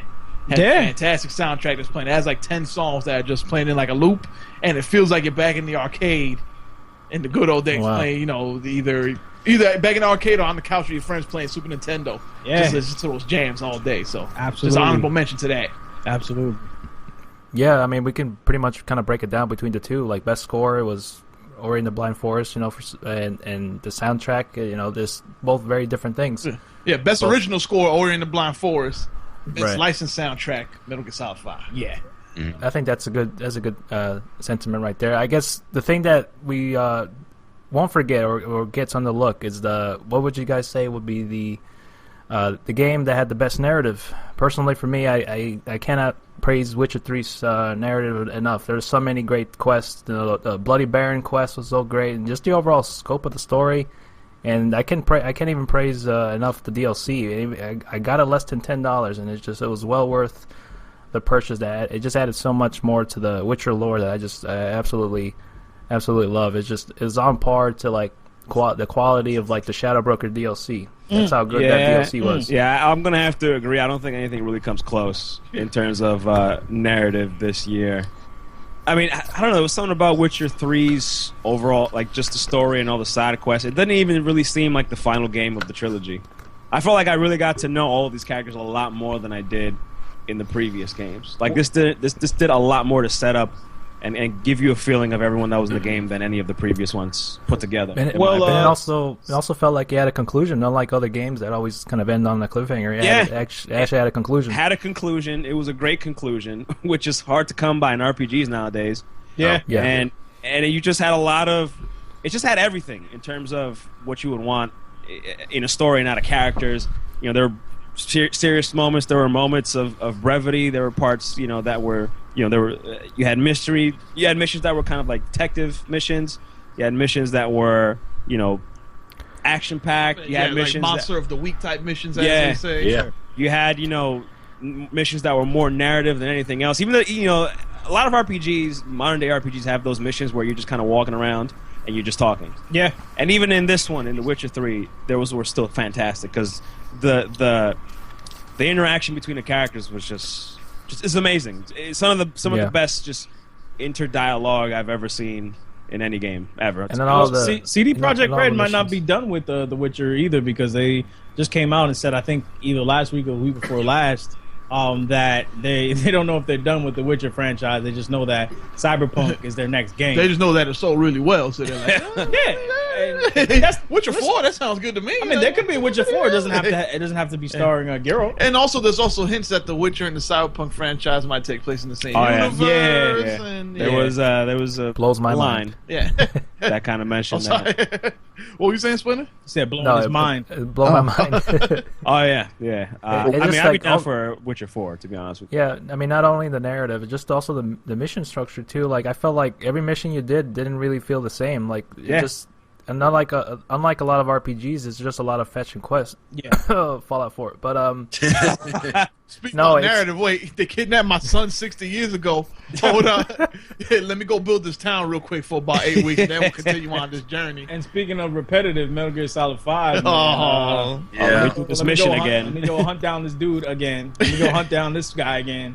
true. I mean, listen, I True, enjoy but the game. yeah. Just, I can't front. It's not. The first half is fantastic. The second half, when Konami say, "Yo, you better put this game out next year, we ain't gonna get no more money," is where it all falls apart. Hey, man. I hadn't gotten too far yet. I just barely kind of touched upon like an hour or so of like the second act. Yeah, So I won't spoil it, but there isn't much in the second act.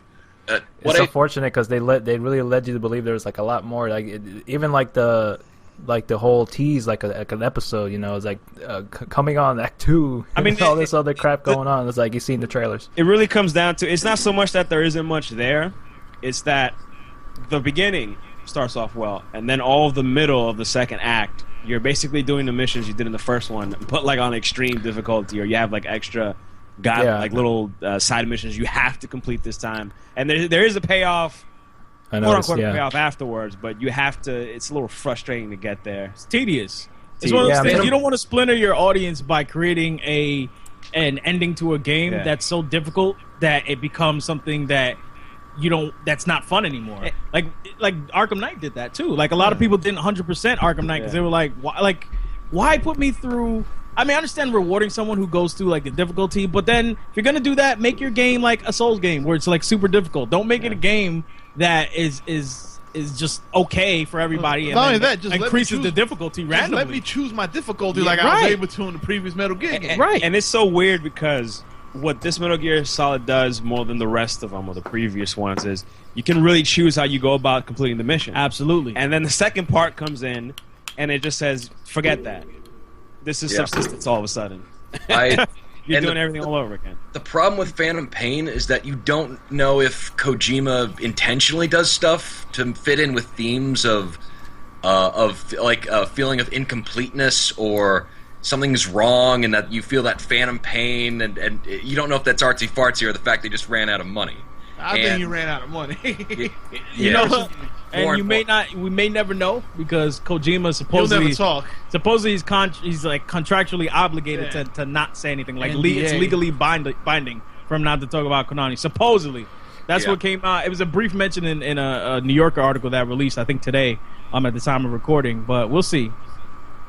And the Phantom Pain, oh god, I love the idea of the existentialism and the idea of identity and how they pursue that. It's just everything else around it just kind of falls apart. And I don't know if once again if that's intentional, especially with Skullface. I don't want to say anything else about him, but you know, you complete the game and you'll start wondering the same thing. Thing about Metal Gear, man, is on its own fantastic game, man, and like if it was the first game in a franchise, amazing. But when you just look at like 3 and 1 and 2 and even 4, it's just there's something that's like something's not right here. Something's not adding up. I actually still kind of like it better than 4 though. 4 was just convoluted. That's why I said kind of 4, and I kind of like it. Very convoluted, but it had the nostalgia factor on point. I kind of like a little bit better than 2. You kind of like Metal Gear Solid 5 a little bit better than 2? Yeah. I know Red might take some offense to that, because Red, 2 is his favorite. I didn't say it was my favorite. I said I don't hate it. I'm not saying 2 is bad, but I'm just saying... I don't have enough acid to understand that story. Yeah. You need some Metal Gear acid. Hey. And if you don't get it the first time, there's a second one, just in case. When you play Metal Gear, you feel like you're on acid, yo. It'd be crazy random, you know what I'm saying? Wait, did I black out, or did that just happen? Especially with the man on fire. That whole we got my bad, guys. If you hear that, we got some New York sounds outside. It's a little bit that was some sort of it was a reaper or something. Yeah. Nah, I thought it was a Salahantropus just descended upon us. The Reaper.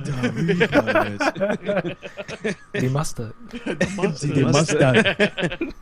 No, but I will have to, for best narrative, I'd have to say I've only played through half of it. I haven't finished it yet. But The Witcher 3 so far, from what I've seen, just fantastic. I haven't cracked enough you can say about that. I fell in love with that game. I mean, that's really the one game that and a couple other games, but I really felt like I just kind of lost myself into that game. I mean, I don't know how I played so much of it in the time period that I did. It still baffles me how you got as far as you did with the time you had, because you were playing, you're like, oh yeah, one day you just came and like, oh yeah, I beat it. I'm like, when did you find time to beat that game? There are people that are playing that game and are just like amazed at how much content you get for $60. I just never really got tired of it. Actually, no, I think I took a break to play Batman, but that sounds like an amazing break, and I got back. Yeah, and I mean, I got it on sale Black Friday, so once I free up some time to crack it open. But just knowing how, the great things people saying, what I've seen on like YouTube and Twitch to a certain extent, I'm like, I almost feel like giving Best Buy like more money, even though I got it on sale, just because I'm like, yo, you guys know I got away with that that highway robbery just now. You know that, right? I'm just trying to decide whenever I do get back to it, especially to play the DLC, if I should do a New Game Plus, or if I should just play from the very beginning again. Got you. Do a different class of character. I don't know. I mean, I guess. I don't know what you guys think. Just remember, man, class, not ass. You know class. Chrisley knows best. Chrisley knows best. If you can get the DLC, I would recommend it. Oh, no, I Witcher definitely 3. will. Yeah. And they actually deserve that money for that DLC, which is surprising in this business environment. And this has been a strong year for narratives where even the ones that aren't complicated are told well. Like Ori and the Blind Forest or Rise of the Tomb Raider. But then you have really good ones like Bloodborne, which is that's that surrealist kind of location of Lovecraftian horror, and Soma, where Soma is boy, that will make you stay up at night just like staring at your ceiling, just thinking about your place in the universe. And I gotta say that wonderful year, but I gotta give it to Witcher 3. There you go. Yeah. There we go. Which is the consensus. Well, Hazy never played it, so Yeah, I can't say anything about it. Well, yeah, I look forward. I can't even speak. You have a lot to look forward to. Yeah, I mean, I send my support to those words, though. I back you guys up. I agree with what you're saying, from what I hear. Yeah, I mean, right. I mean, just on the same topic, I guess we can kind of get to the creme de la creme categories of this year. Unless you guys had any other categories that you want to bring up, I guess we could already say that. I think we already biggest. You already have what the biggest game of the year is gonna be. Right, and we can also. Wait. I was gonna say Call of Duty, but goddamn. Order 1886, man. Oh, speaking of great narratives. Also, tossing that out there, Tales from the Borderlands and Life is Strange. Great narratives. Yes. Absolutely. But I guess also we could agree upon the biggest controversy of this year. To round it out real quick is the whole Konami situation was them canceling Silent Hills and Was that who? Konami, biggest controversy of the year. So we had Konami, the whole situation with Kojima, and also the cancellation of what could have been something really interesting with Silent Hills. I gotta say, Splinter Man, when you say Konami, Konami, the beginning of Konami sounds like a word that I don't like, and that my people will not appreciate. You put a little bit too much emphasis on the K and the O. You putting another O in there and followed by the N. Hey, gosh, It sounds like something it shouldn't. Oops! Well, I'm enunciating, man. Yeah, Gotta get that out. Splinter over here like I can't stand them damn Konamis. Damn Konamis ruining our country. Konamis. Goddamn Konamis. My goodness. I don't mind them, but I just don't want them dating my daughters all.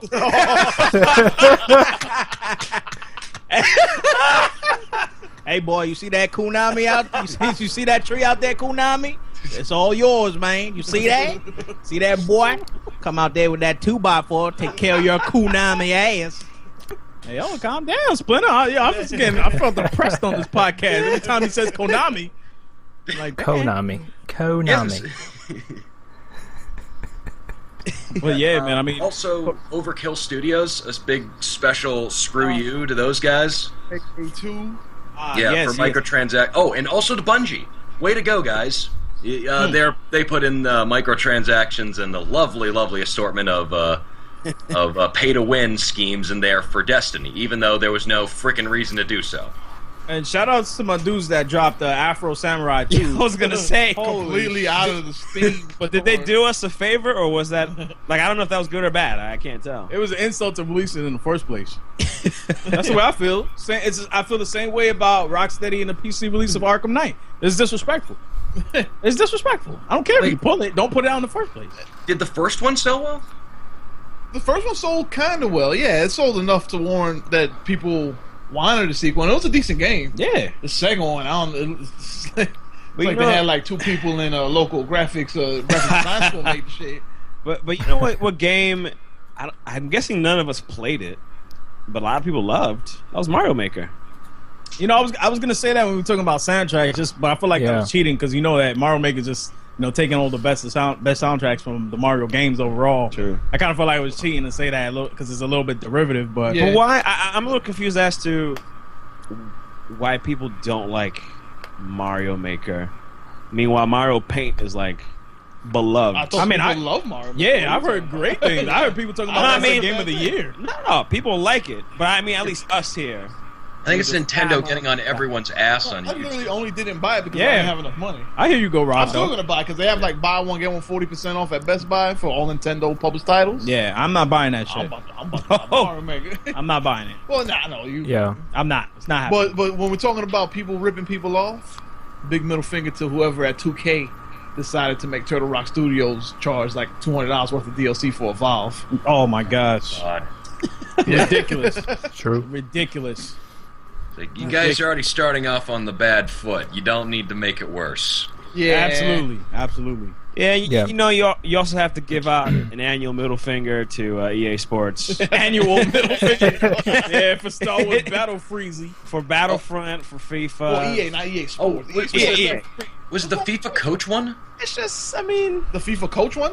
Yeah, because there was a big controversy on Steam that like they were advertising the next gen version of either FIFA or FIFA Coach game, and then it was actually on the PC. It was like last gen version. Yeah. Because you're supposed to be able to buy FIFA 16 and then get FIFA Manager mode with it. But it was just the old ass version that everyone bought for like $2 already. damn. And then what's the big? Well, I'm just saying that the bigger screw you even further is that they put it in a bundle, and you can't review the bundle, and the bundle only contains that one game. Yeah. So they're smart. Man. I just had to drop a game. Well, to get back onto the sentiments of Mario Maker, I didn't get to play enough of it to really justify much of a kind of my own criticism on it. I wasn't a huge fan of the approach they took with Mario Maker in terms of you having to progressively unlock all the items that you can pretty much put on the screen to make on the level. Yeah. That was kind of a little bit of a pain in the ass, but for what it was pretty interesting. It was a lot of fun actually getting to play all the fan-created crazy-ass levels for Mario Maker, and that was one of the ones that I was always interested in. And I didn't get to play this either. It seems like it kind of went on the radar, too. And that was one of my... It was also one of my anticipated games of the year. It was Yoshi's Woolly World. Yeah. It was one of the ones that got underlooked. That's another beautiful-looking game, by the way. Yoshi's Woolly World. Photorealism's kind of gone to the wayside for interesting expressions of artistic integrity. And I like that because that's the way it used to be too. When we had polygons and sprites, Yeah. that didn't look realistic. It was all about what game looked the most artful, the most unique. Absolutely. And then we had the era where everything had to look super realistic Yes. or ultra realistic in like case of Gears of War. Yeah. And now we're going back to the stylish stuff. Sure. Which I like that. Finally getting some more color, like Gorog said. We were stuck in a couple of years of just gray, Grays and green, browns. blacks. Brown. Yeah, the Fallout 3s of the world. Yeah. The Resistance franchise on the PS3 was just pure grayness. All shooters, pretty much. Yeah. All shooters, yeah. Killzone, Call of Duty. Yeah. Gears of War, as much as I like that series, that first game is like brown and gray and all dead. Yeah, that's true. It was revolutionary at the time, and then Yeah. every other game started copying the color scheme. Another game early on in the console cycle, Metal Gear Solid 4. I was looking at Very brown. Yeah. I was looking at that recently, and I was like, "Wow, was it really that pale?" I was like, "Ugh." I was like, "Looks like it needs a shower or something, man." The whole game That just needs a entire shower. game needs some a touch for men. Because everything's gray in that damn game. I wondering- said film accidentally, but no, I meant film. Oh damn! Did the Wolfenstein DLC come out this year, or like the expansion or whatever it was called? The Old Blood? Yeah, that was this year. Yeah, that was this year. I heard that was also good. That was a I'm damn speaking of a shooter, that was good. Yeah. Right. yeah. Very good game. If you're a fan of the New Order, it's a very, very good add-on. Absolutely. Well, I guess to round out the discussion here with our overall thoughts on the game of the year, we can also get into a little bit maybe some of the trends that happened this year as well, on some good trends and some bad trends we would like to see and not see next year. Any kind of trends you guys that you like the most this The year? big trend You guys a fan of like the remasters and everything, or what would you say about that? I was gonna say the big trend was episodic stuff. Yeah. Right. True. Yeah. That was a big trend. Telltale had like 87 games on their own. Yeah. They had Final Life is Fantasy, man. Strange, Resident Evil Revelations 2. Yeah. And you I don't know how forgot many other episodic you forgot games the they had. big announcement that we got like last week. Oh yeah, Yeah. Final Fantasy 7 is going to be episodic. Yeah. The Yeah. remake. What? That Double Fine's game. I'm forgetting the name of it now. It came out like 2 episodes. The Broken Cosmonauts, No, not Psychonauts. Argonauts. No. Broken Age. Your Broken Age. Thank you. Yeah. That one came out Oh episodic. yeah, Broken Age. Yeah. And I won't say that episodic is good or bad. Yeah. Because It just there's examples. depends of how both, it's but done. it's just a trend. It's a trend that definitely hasn't gone unnoticed. Yeah. I'm- And No, go ahead. Splinter mentioned remasters. I don't really mind remasters. I'm like, at the end of the day, you don't have to buy it. If you don't want to buy it, don't buy it. Like, what's the big deal? And people are like, oh, developers are wasting their time. I'm like, not really. The developers are getting revenue from that. Like Capcom. Take Capcom for example. Exactly, yeah. Yeah, they'd Capcom's be going dead. through crazy financial difficulties. Capcom is experiencing a revival because of their remasters. It's the only thing that saved them. Like Yeah. with Mega Man, Resident Evil HD. Yeah. I mean, Resident Evil Revelations isn't a remaster, but let's be honest, they just basically took something old and kind of like, you know, put it back out there in a sense, you know, in the style, if you will, and the fact that it's episodic. And then you have Resident Evil Zero. Yeah, you know what I mean? and Like, confirmed Resident Evil 2. the remake. You know what I'm saying? And honestly, I bought this game like maybe 4 times. Yeah. 3 times, I'd say. Yeah. But if they re-release Resident Evil 4, I will definitely buy it again. Oh shit! I mean, yeah. Capcom was able to even announce something like a remake for Resident Evil 2, because they're gonna have to build that up, like new engine, everything, because of remasters and such. So like, you got to take the good and the bad when it comes with that, man. Yeah. You got to take the good and the bad when it comes to that. I don't mind it. If you don't want to buy it, don't buy it. Like you said, there are options. You know, maybe Ubisoft comes out with Assassin's Creed Remastered. Middle finger to that. Resident Evil 2 comes out. Absolutely, I'll buy it. You know, we got options, and that could open the door for, let's say, Crash Bandicoot, either being remastered or coming back. Yeah. Or, you know, just a whole slew of games that developers don't want to take a risk with because, you know, it's a huge undertaking to make a game, and they want to make sure they make the money. Absolutely. Either it's AAA or it's indie nowadays. That's a good point with you know, gauging interest of the consumer. You know what I mean? That's a good point. Where's all the love for Resident Evil Survivor? Come on. Which one was that? Was that the one on the PS2, or was that the first person one? Was that was that a Resident Evil Beyonce Destiny's Child collaboration? That was like considered probably one of the worst Resident Evil games. It was like one of those. It was supposed to be like a arcade kind of game with the laser gun. It was kind of like that. Just everything. Well, it was just so terrible. That was the first person one. Yeah, the one, the first person. That one was pretty bad. Yeah, I mean, Resident Evil 3, I think I vaguely remember that. As a fan of this series, I liked it, but it was extremely cheesy. That was the one where the tyrant is chasing you the entire time. Something like that. It was just it's so bad that I even forget. But I mean, I like Resident Evil 3. Resident Evil 3 would be pretty interesting to see as well. You are I'm sure all they'll do incredibly wrong. Resident Evil 5, because it has Chris punching a boulder with his bare fists. You don't understand the HD release I want for this. Get that new physics engine right there. No. He says "fuck you" to physics, and he punches a boulder. Yeah, he. Have you punched a boulder, Splinter? No, you haven't. No. Or Resident Evil Code Veronica, that was a fantastic one as well. But I mean, if you look at Chris Redfield, Resident Evil 1, looked like a normal dude, your normal, you know, college graduate. Flash forward to Resident Evil 5, the dude was on some sort of crazy horse steroids or something. Chris, have you been taking some steroids? No, why do you ask? Oh, you just fucking destroyed that boulder at one fist. You just killed an African village by punching. I see do that was John Henry. He got into that experiment in The Fly where he was in one, where Chris was in one tube and The Rock was in the other one, and then he just came out as that one being. Yeah, he's been working out with The Rock, so that probably explains it. I mean, I guess another trend, or this is going to be more of a trend for the coming years, but we saw a lot of this, especially at the last PlayStation conference. VR. Yeah, how can we forget about that?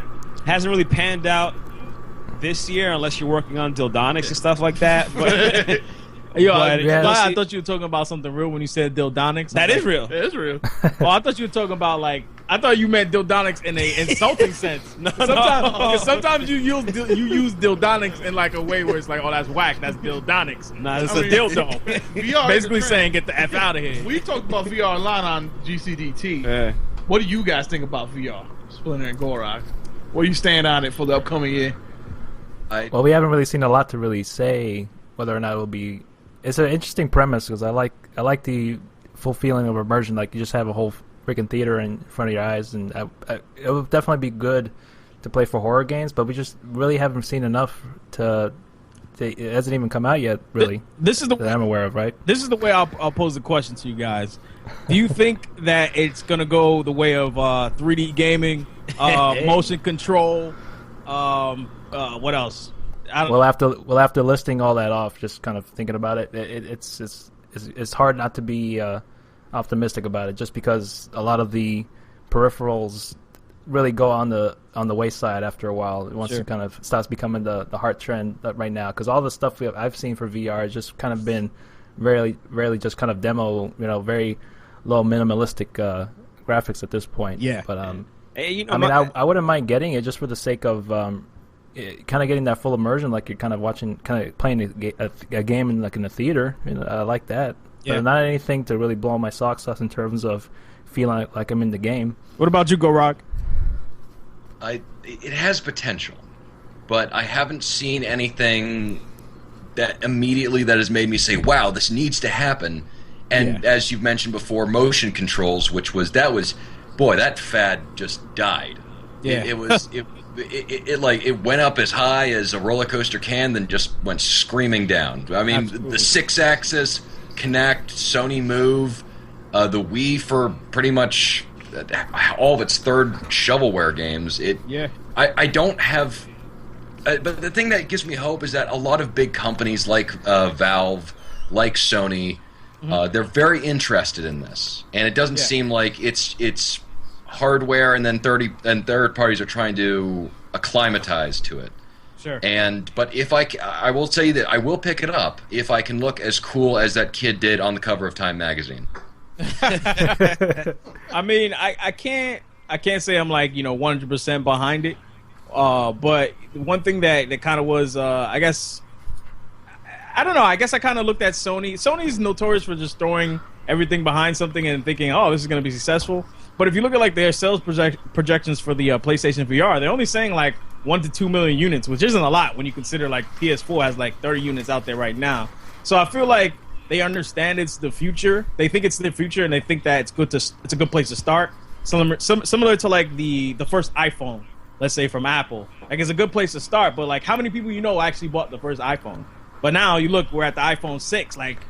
People, mad people have the iPhones. You know what I'm saying? So it's I think the iPad too. Right, the Even iPad the watch. too. The iWatch, right, or the whatever they call Watch. it, Apple Watch. I think that VR, they understand that we've got to start somewhere, and this is the place to start. You know what I mean? The problem with that is that I don't think Sony will stick to it, because they haven't shown me that they believe in technology and then keep developing for it. I mean, when the Move they came never out, had they with things supported like it that. for a When month. it goes south, they dip. Vita. Yeah. The running joke. Does anybody remember anything about the Wonder Book? No. The what? Exactly. Exactly. I mean, even the PS Vita now, you went from AAA handheld with Uncharted Golden Abyss, and even though it was whack, Call of Duty Declassified, and now you're celebrating the fact that Bastion was announced at PSX for Vita. It's right? I mean, Oh my God. it's laughable. It is My exactly TI-83 that. It's calculator true. can play Bastion. Why is that something to celebrate? Yeah, and that's not it. That's no Bastion. I hear it's a great game, but it's I love it's Bastion. not what the Vita was supposed to be. Yeah. No. It's not what it's supposed to be. I mean, the Vita's great for PS1 classics. You know what I'm saying? Yeah, don't even get me started on that, man. Because Legend of PS2 Dragoon. Evolution should be happening right now on Vita. It should. True. Right now. Trend that I'm really worried about that both times happened with Sony conferences is our big publishers making time for developers to announce their Kickstarters and not actually investing in them. With Shenmue 3 and Psychonauts 2, I love Psychonauts. I would be thrilled that Psychonauts 2 is getting funded, but it's not. It is essentially the problem is that this proves that they don't have balls to actually support them, because if they throw it out there oh, you got to, if you want it, you're going to have to pay for it first, and then if it doesn't succeed, they still look good by saying well, we gave them a venue. I guess you guys just didn't want it. Listen, man, they don't care about balls, man. They care about the almighty dollar. It doesn't make financial sense, though. You're showing no vote of confidence for any of these big Kickstarter games. Of course not, because speaking of trends, sequelitis, man. It's sequels left to right. We come from the age, I'm pretty sure all five of us come from the generation where it was new IPs all day long on PlayStation, N64. It was all these games that were just different. And the innovations were in the game, were in the genres. Absolutely. Not on the box, on Absolutely. the peripherals. I feel like all the big three, they're constantly chasing this idea They come out with some sort of gadget, some sort of add-on, some sort of screen, some sort of controller, handheld, whatever the hell, and that's what's going to put them ahead of the rest of them. They're trying to make the idea of captivating gamers easy. They like, if we could just drop a bunch of sequels and make it easy for us to have gamers come back to us, then that's what we're going to do.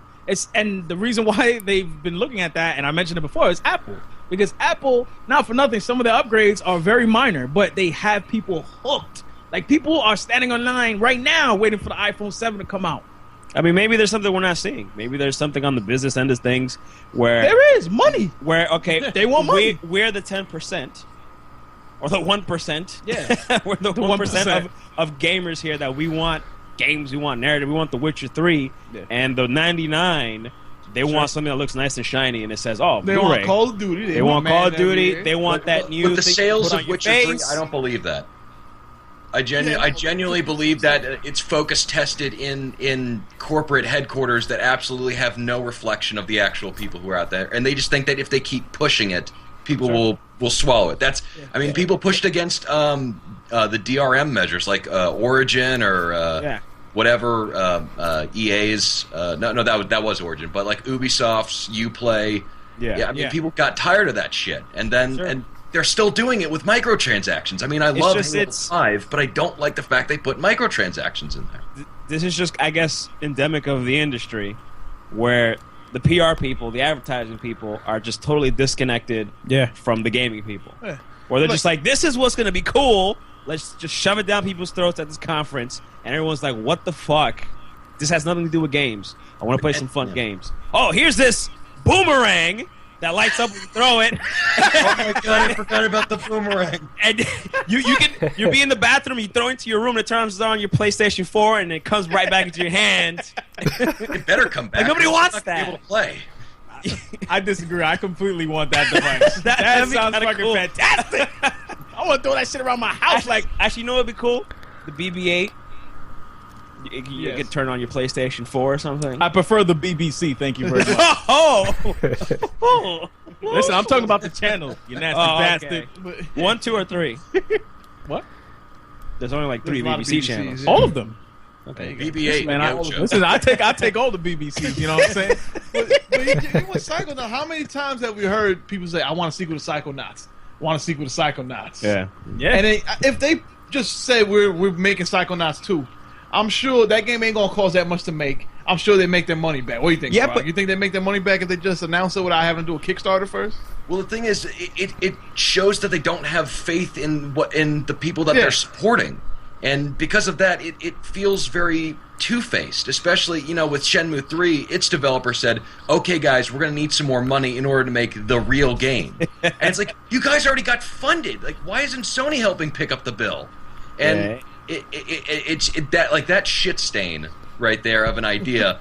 That shouldn't be what Kickstarter is about. Because it should be about indie games, people who are struggling to have a good idea that need just that little extra kick to get funded. It shouldn't be big games. Yeah, Shovel Knight. Exactly. Shovel Knight's fantastic. And it's so weird because we live in an era where niche rules. Like, you can exist if you're niche. Yeah.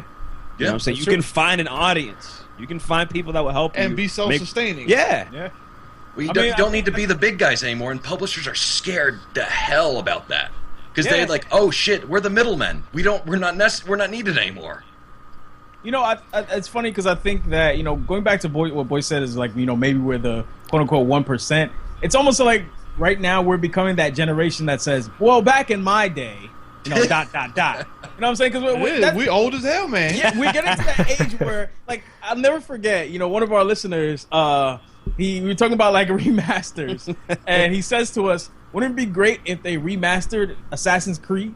And I was like, "No." I was like, "No, that would not be great." Like, how many other games could we remaster and remake? And you talk about Ass Creed, bro. Come on, man. And I know he's listening right now. He's killing me because he also commented on one of our Star Wars posts talking about he wants to see Jar Jar Binks. Yo, chill. Son. We need to have a quiet conversation with this gentleman in a back alley. With, back alley with a couple 2x4s.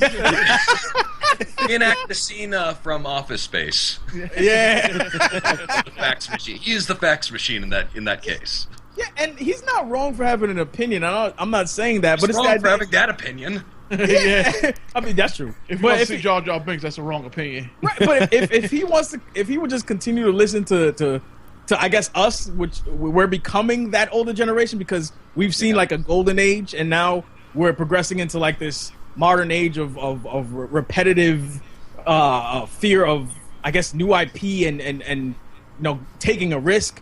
If he were to stick with us, maybe we can change the mindset of the youth and help them to see that. We're grumpy old men. Yeah, I mean, we came from a time where every game was completely different. We didn't really have the internet until we were in high school. Sure. We didn't know exactly what was out there. We didn't know what was behind that box. You know, we would go take a dump after we bought the game to read the manual. Yeah. And maybe, just get excited for what we were about to play. Yeah, sometimes it was terrible. Sometimes it was actually fantastic. Most of the time it was fantastic. We're the generation where we had to wait for a monthly magazine to find out about the games that we were anticipating. And even then, it wouldn't look that far ahead. And if you guys ever heard the game Downhill Domination? Never heard of it. I think we played that. Is it like a... okay, go ahead.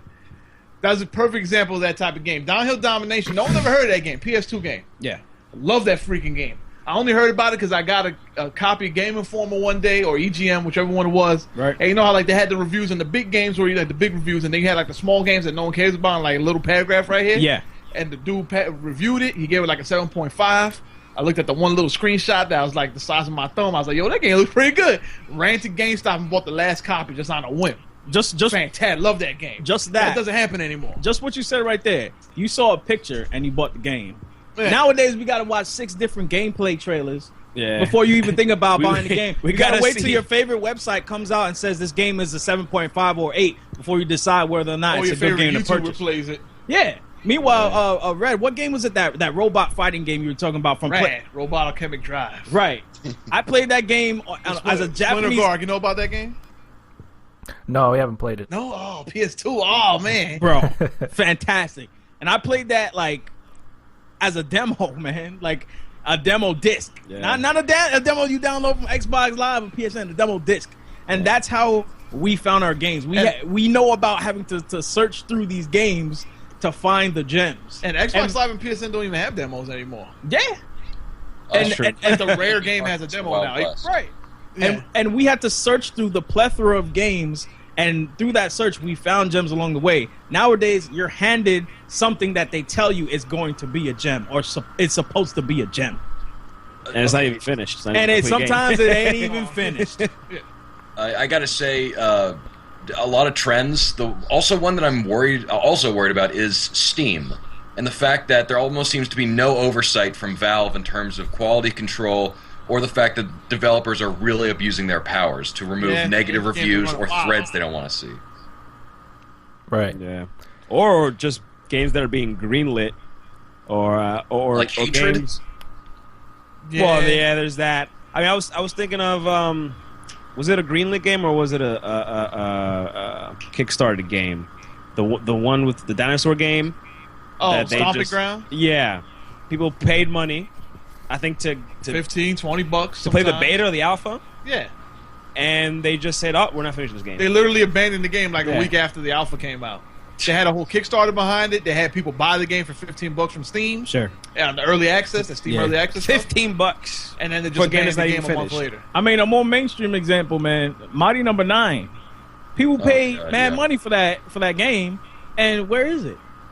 Meanwhile, your boy Inafune, whatever his name is, he's working on like 6 other games right now. Yeah, It's like, yo, my man, where's my Mighty Number 9? that's why Like I'm about to wait for him outside his job. Like, yo, my man, I want my money, man. You got money to keep making all these other games. You can't give me my Mighty Number 9.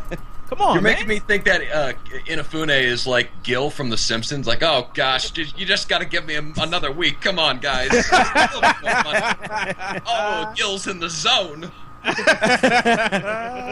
why I've kind of stayed away from Kickstarter games. I mean, there was one by the creator of Castlevania. It's a Metroidvania game that looks fantastic. I'm a huge fan of that genre, Yeah. but I'm just like, let me just wait. Let me just wait and see. Another example, we don't even care about it. Star Citizen, man. Yeah. Star Citizen. Yeah, that was $100. crazy. That's KGE Gurashi or something. like yes. that. Yeah. Star Citizen, but people like Star Citizen. But what I'm saying is, where is it though? It came out. Did it? Yeah. Star Citizen 2? Star Citizen Citizen- Alpha 2. The thing is that Star Citizen is one of those games where it's like people are constantly giving out money because it just keep Yeah, throwing they shit just hit out. $100 million in funding. Me personally, that's another game I try to stay away from. Games like that where it's just we're gonna keep adding stuff and you got to pay and microtransactions and then skins and this and that. Like all I would hear about Star Citizen is this is how much we've gotten to make this game. Yeah. $500 trillion. It's the best game ever. Buy it. And that's all I heard throughout the entire year of people talking about Star Citizen. I looked at it and I'm like, okay, it looks interesting, but there's nothing about it that makes me want to leap and actually get it. Likewise. Yeah, Gorg, you're right. It's just too easy to put a game like Steam was liberating at first because it gave a platform for every developer with a cool idea to finish the game and give people an equal opportunity to buy it. But people are abusing it now. Yeah. I mean, at least with No, go ahead, Gorak. at least with the Xbox Live, and I don't know if it's the same thing with the PlayStation Network, where you actually had to go through an approval process, where it's like, okay, this is all right to sell. It's not copyright infringement. It's not this, that, or the other thing in terms It's of not legality. absolutely broken. Broken. Yeah, absolutely half finished games. I mean, they're shitty games, but at least they're complete. You know?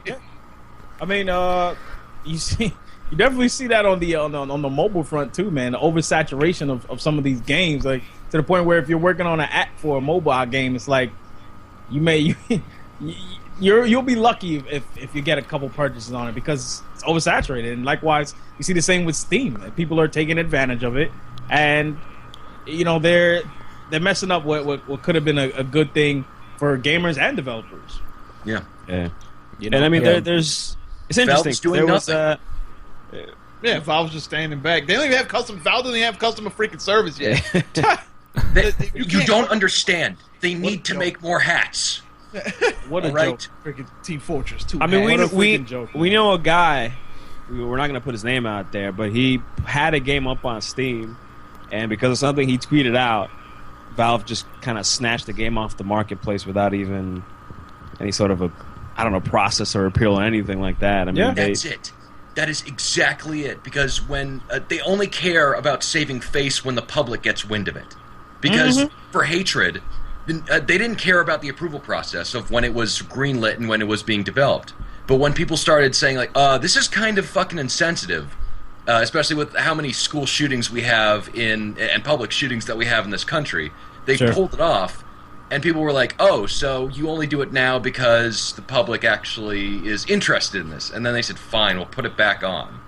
And they can't do both. They can't be the free and easy developing sphere for indie guys and also be moral shepherds for games that actually kind of develop the right way, quote unquote. Sure. So, yeah. Sure. Let's just all hope that next year we don't have any of this bullshit. But yet again, one thing will surface once more, and we'll gladly talk about it by the end of next year. So I'm looking forward to it.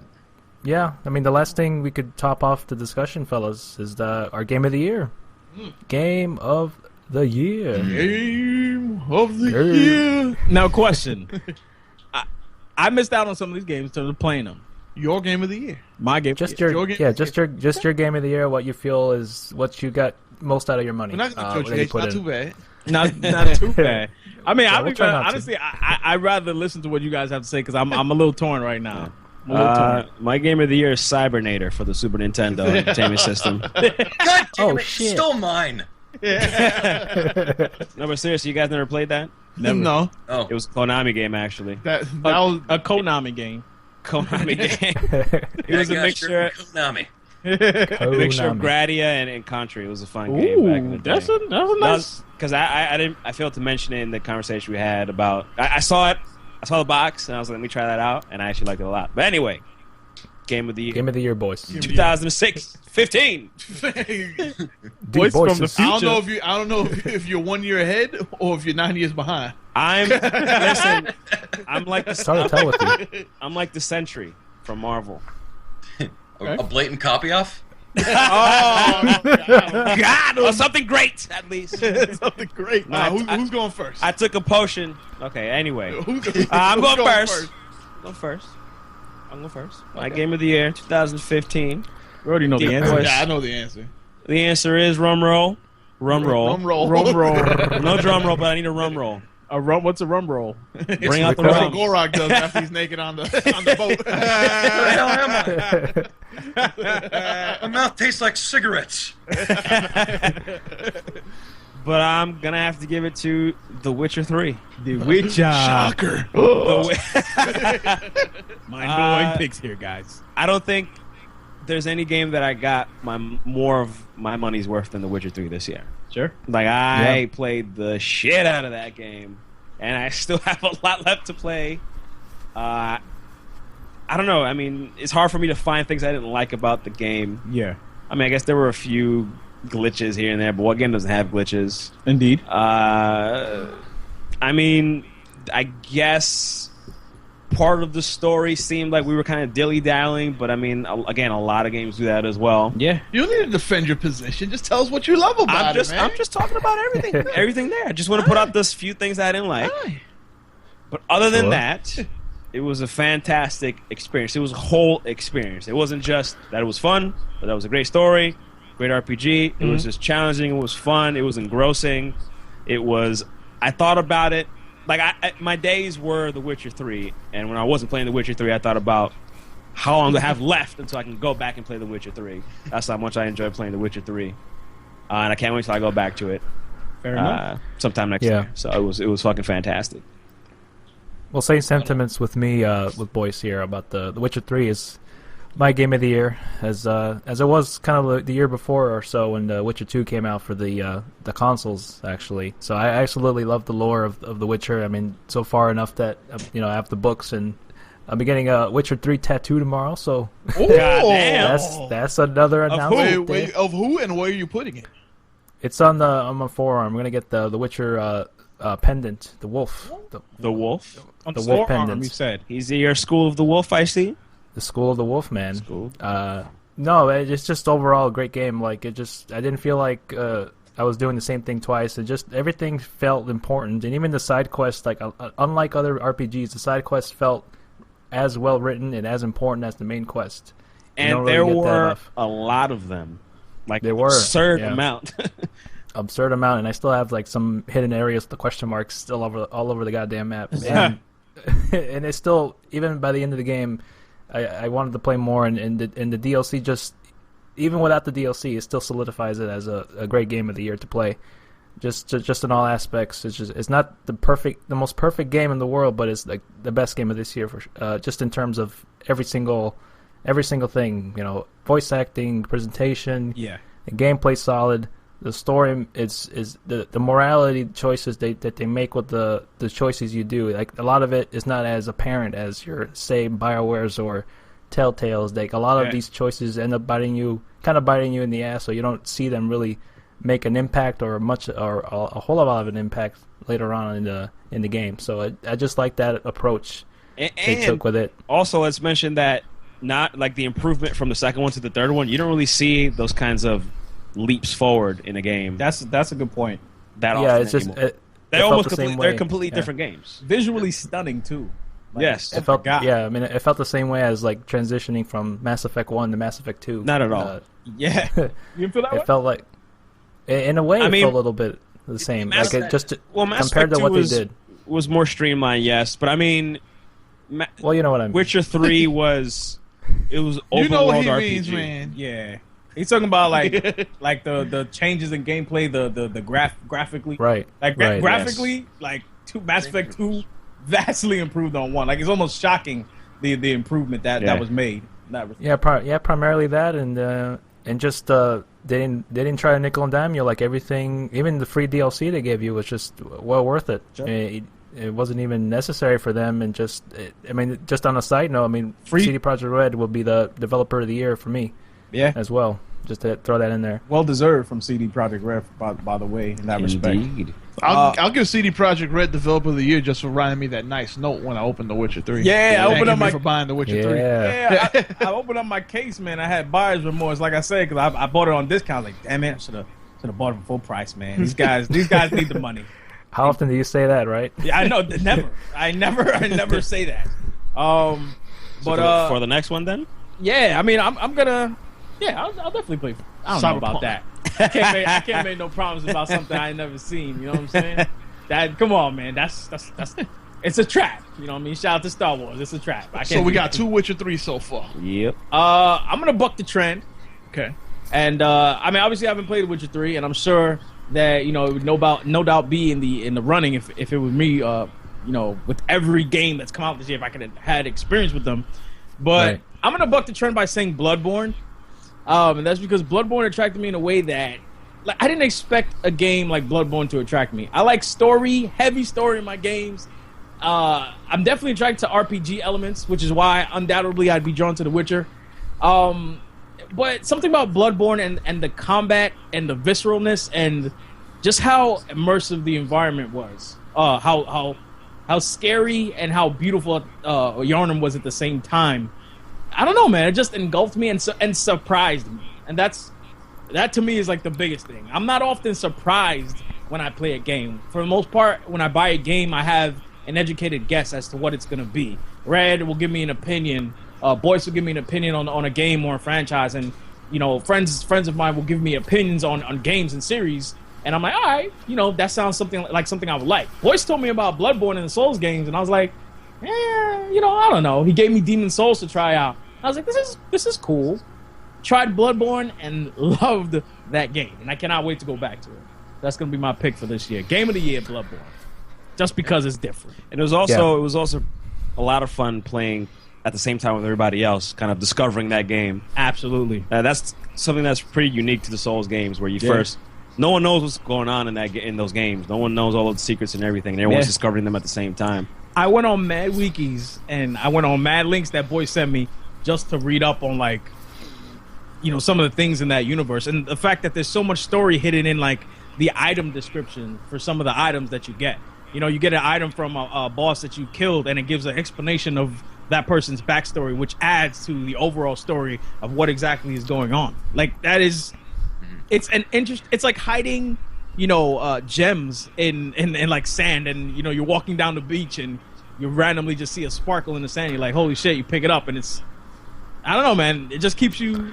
It makes you want to stay on the beach, man, and chill out. It's romantic.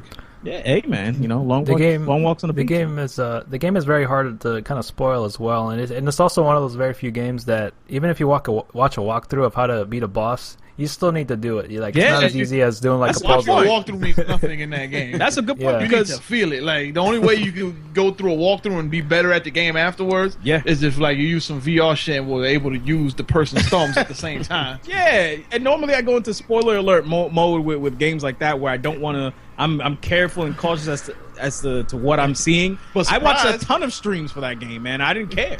Because no one knows what the fuck is going on anyway. So a lot of it is up for interpretation, and some of it can be pretty definitive. You can get into a lot of arguments of what a lot of shit means, but a lot of it is pretty much just how you interpret the clues and areas you find, and just all sorts of nonsense. But it's also one of those games where you don't even have to invest yourself in knowing what the hell's going on. You can kind of just you can just play for the gameplay, which is primarily what is for. But if you do go out of your way to find out a little bit more of what is going on in here, there is something really rich there that is not it's not those games that hold your hand to tell you what is going on here. You kind of just live it, breathe it, and you kind of make your own assumptions. Absolutely, man. Just defeating a boss in that game, bro. I'm pretty sure I went Super Saiyan 6 times after I beat a boss. It was Jalen the Super Saiyan. It was unreal, man. So that's gonna be my pick, man. Yeah, that was my runner-up for sure. Who's next up? We got Go Rog, man. Can I just say that this year has blown the previous two out of the water? Yes. Where this year we finally started getting games dedicated to next-gen consoles that prove why the next gen is needed, because the last two have been teetering on the edge of like, oh, okay, we're kind of scared for developing only for next gen, so we're going to do a port, and you know, we've had very little. And regardless of what your game of the year is, it's been just a great year. You got Bloodborne, Ori and the Blind Forest, Soma, Rise of the Tomb Raider. I absolutely am just. It's a good sign of the year when it's very difficult to pick your game of the year. Absolutely. And for me, I love a lot of these games, but I'm gonna have to give it to Witcher 3 Wild Hunt. I feel like I'm a big RPG fan, but the thing that really makes me just stand in awe of CD Projekt Red is just how easy they make this entire world just flow together. Sure. Where the writing is fantastic, the combat is so much fun. Your choices and the dialogue is.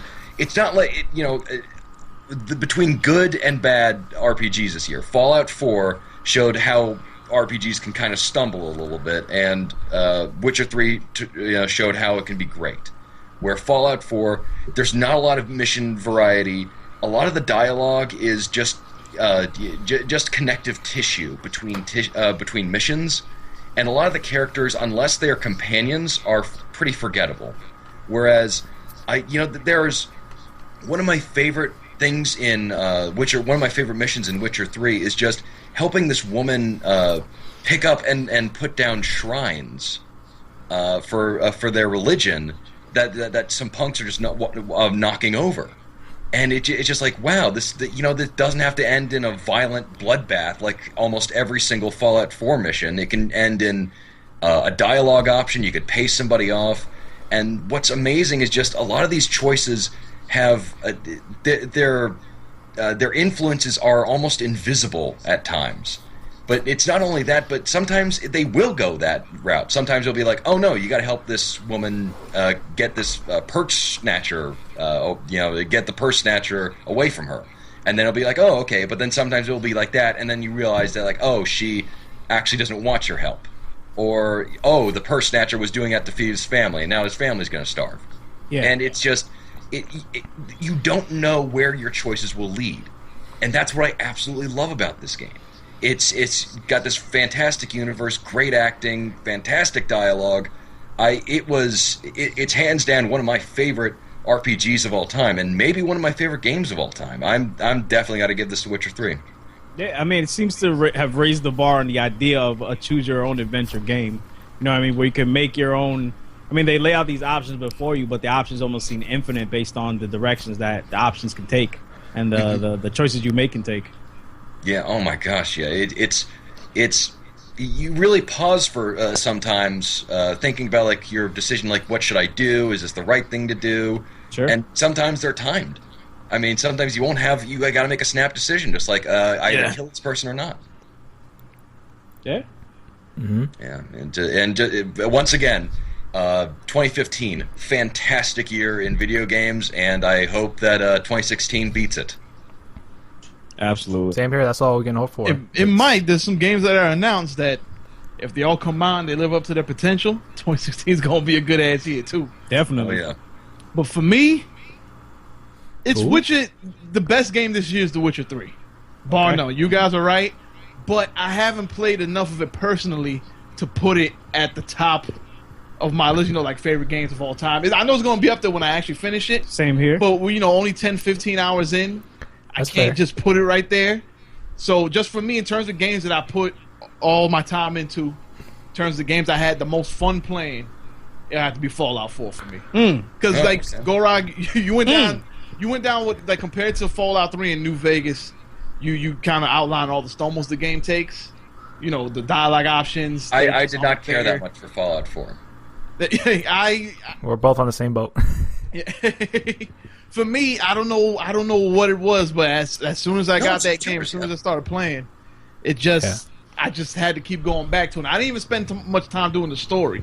To me, just the atmosphere it created, just like the world that it created, even though smaller than Fallout 3 and Fallout New Vegas. Sure. I spent like 10 hours just building up Sanctuary you know, to something I want. Then I just went around making all my bases and connecting them. And then I go rating. Yeah.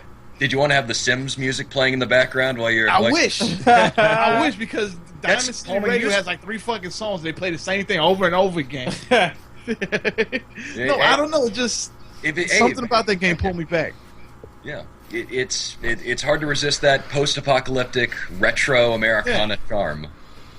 Yeah, like I said, I know Witcher 3 is the better game. I just haven't played enough of it. But in terms of games that I played a lot of and absolutely enjoyed going back to, like Voice was with The Witcher 3, when I was like recording stuff, I was like, damn, I should be playing Fallout 4 right now. I haven't finished building these turrets. I haven't finished building this building. I haven't gone to see what's his name, McCready over there. I need to go get his perk for me.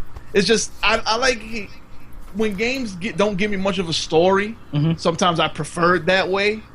Right. Because I could build my own story around it. So I wouldn't really pay attention to much of the dialogue. I haven't even gone through, like, I'm almost done with the main story. Yeah. But it was the side quests and just making my own adventures in the Wasteland that I have fun with every day, and I still have fun with. So I'm going to have to say my favorite game, my game of the year is Fallout 4. See, your reasoning behind that, though, like, it's part of the reason why I didn't choose Metal Gear Solid 5. Like, I couldn't wait to come home to play that game. Like, I'll be honest, that's the only game this year where I was like antsy at work trying to get home to play it. But when I talk about my growth as a gamer, Bloodborne is the one that's made me grow the most. It's opened my mind to new things. And I think that for me is what that's what I want as a gamer. I want to mature. I want to change a little bit. I want Metal Gear Solid 5 to be my game of the year. I want it to be my the first 20 hours of that game I couldn't stop playing. Then that second act hits in you like this is a game that the first half is like Metal Gear Solid, 3, 4, where there's a story, you're going towards something. The second half is back to being like almost like a stripped down version of Peace Walker, almost in terms of all the stuff you can do. Where it just seems like it's a scenario you go into, you finish the scenario, you go to the next scenario. It isn't a cohesive game. Yeah. So that's why I couldn't pick Metal Gear. And I kind of agree with two of you, and I kind of envy Hazy because playing Dark Souls 1 was for me like a benchmark in, I guess, my gaming career, if I can call it that. Yeah. That was something extremely unique and extremely memorable. Sure. And I could even say that I grew somewhat as a person, having completely got, I was completely green into the Dark Souls series and then just getting killed over and over and over and over and over and over. Yeah. And just not stopping and just keep going. And then it got to the point where I can say I'm somewhat decent, at least. Sure. In these Souls games. And it was something, and streaming and playing it alongside other people, and people kind of cheering me on. I mean, I really understand what you mean by kind of playing Bloodborne, and that's like a unique experience. And with Fallout, I mean, it's imperfect, but I still like it for that. Like, it's kind of an awkward game in a lot of ways, where you're having a conversation and you turn to your left and say, "Oh shit, super mutant!" and you go into the vats and everything, and it's still like everything still clicks, at least for me, in terms of Fallout 4. It's rough around the edges and it's kind of sloppy here and there, but it's still fun to just kind of just play through that game. Yeah, just blast people's heads off. Sure, just kind of scavenge stuff. I mean, with a From Software game like Bloodborne, I mean, I'm thinking of it now, like, it kind of is like a capstone to my, my career path, in which I want to study like positive psychology and the idea of resiliency in the face of and in the wake of, things that are bombarding you. And with Bloodborne, either you become resilient or you fall into the pitfall of learned helplessness, where you keep dying so many times you don't think you can ever beat this game. Sounds to me like it's the C.H. Gorog syndrome. To make hazy. Yeah. What do you had a lot of those moments. But no, I mean, I totally agree. There was something for everybody, I think, this year. Yeah. If you want to play Fallout, you can play Fallout. If you want to play Witcher, you can play Witcher. You want to play indie games? Fantastic. Or in the Blind Forest like Gorog? Fantastic sports game. NHL was fantastic. WWE was fantastic. Whether you want to consider that a sports game, FIFA was fantastic. Some of the sleeper picks you mentioned, like Dying Light, Until Dawn. Like, some people not for nothing, I've heard people say those are the game of the year. Assassin's Creed was good. Yeah. Call of Duty was Call of Duty, but people enjoyed it for what it was. Forza was great. I mean, Rise of the Tomb Raider. There's a lot there. Yeah. Life is Strange and Tales from the Borderlands too. Sure. Gorog, in terms of your top 5 list, where would you put Ori and the Blind Forest? Oh shoot. Oh shoot. Probably. No, actually, you know what? No, second. Second? Wow. Yeah, just I because thought you might be leaning that way for Game of the Year. I really enjoyed Ori and the Blind Forest in terms of just how cohesive the package was. Like, it was just so seamless between each arm of the entire game. Like, the music, the presentation, the gameplay, the story, it all blended into itself. And I never segmented them. They're all just this complete experience. I was just more impressed with Witcher 3 and how expansive it was and how much attention to detail it was. Like, there's never a single scene or a single combat mission or an enemy type or an item or anything, even like side quests where I never thought to myself, wow, these guys phoned it in here. Sure. Every single facet of that game, even though it doesn't always click together, especially with some glitches, but I was just more floored with how much they were able to get right, which was like 95% of the experience. Yeah, I mean, from what it sounds like, I mean, Ori and the Blind Forest, it gripped you, but what Witcher did was it blew your mind. Wait, you know what I'm saying? Question: Did Transistor come out this year? No. That was this year? No, that was late last year. Yeah. Okay. Yeah, last year.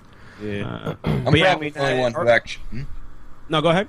Oh, just that also, I'm probably going to be the only one who enjoys this one, and I'm probably going to get some hate mail for it. I also love the hell out of DMC Definitive Edition. Oh yeah, that's one of the remastered, or not, reissued games of the year that came out. Hey, some people liked it, man. I ain't gonna hate on you. I'm all for it because a lot of people hated it for some reason. Yeah, and I didn't think I didn't think Dante was that big of a deal. People hated it because it was not what they're used to, which is man. Something huge about gamers. Is we just had a whole conversation about shit that we don't like that's changed from when we were younger. We don't like gamers are not very good when it comes to change. No, oh god, not very good with that, and that's fair. It's our money. It is. It just. I'm worried that our some fans' inability to change perspectives is counterintuitive and not very helpful to the industry. But then again, I haven't really experienced that. Like, for instance, if they took Halo and then tried to make it into I don't know, like a third-person cel-shaded platformer, I might feel differently. But can you imagine like Halo being transformed into it's not necessarily shaded, but something like Metroid. Halo Metroid. That would kind of play the shit out of that. That'd be kind of hot. Halo Wind Waker. Just how would that mesh together? That actually sounds pretty badass. But yes, Go Raw. You need to send that idea to Nintendo real quick and Xbox, see if they can get a collaboration going. They're going to sue me for copyright infringement just by mentioning Wind Waker. I've seen which YouTube videos they take down already. They already took the ad revenue for this podcast just now. So. God damn it. Sorry, Swinner. They also took these nuts. These nuts?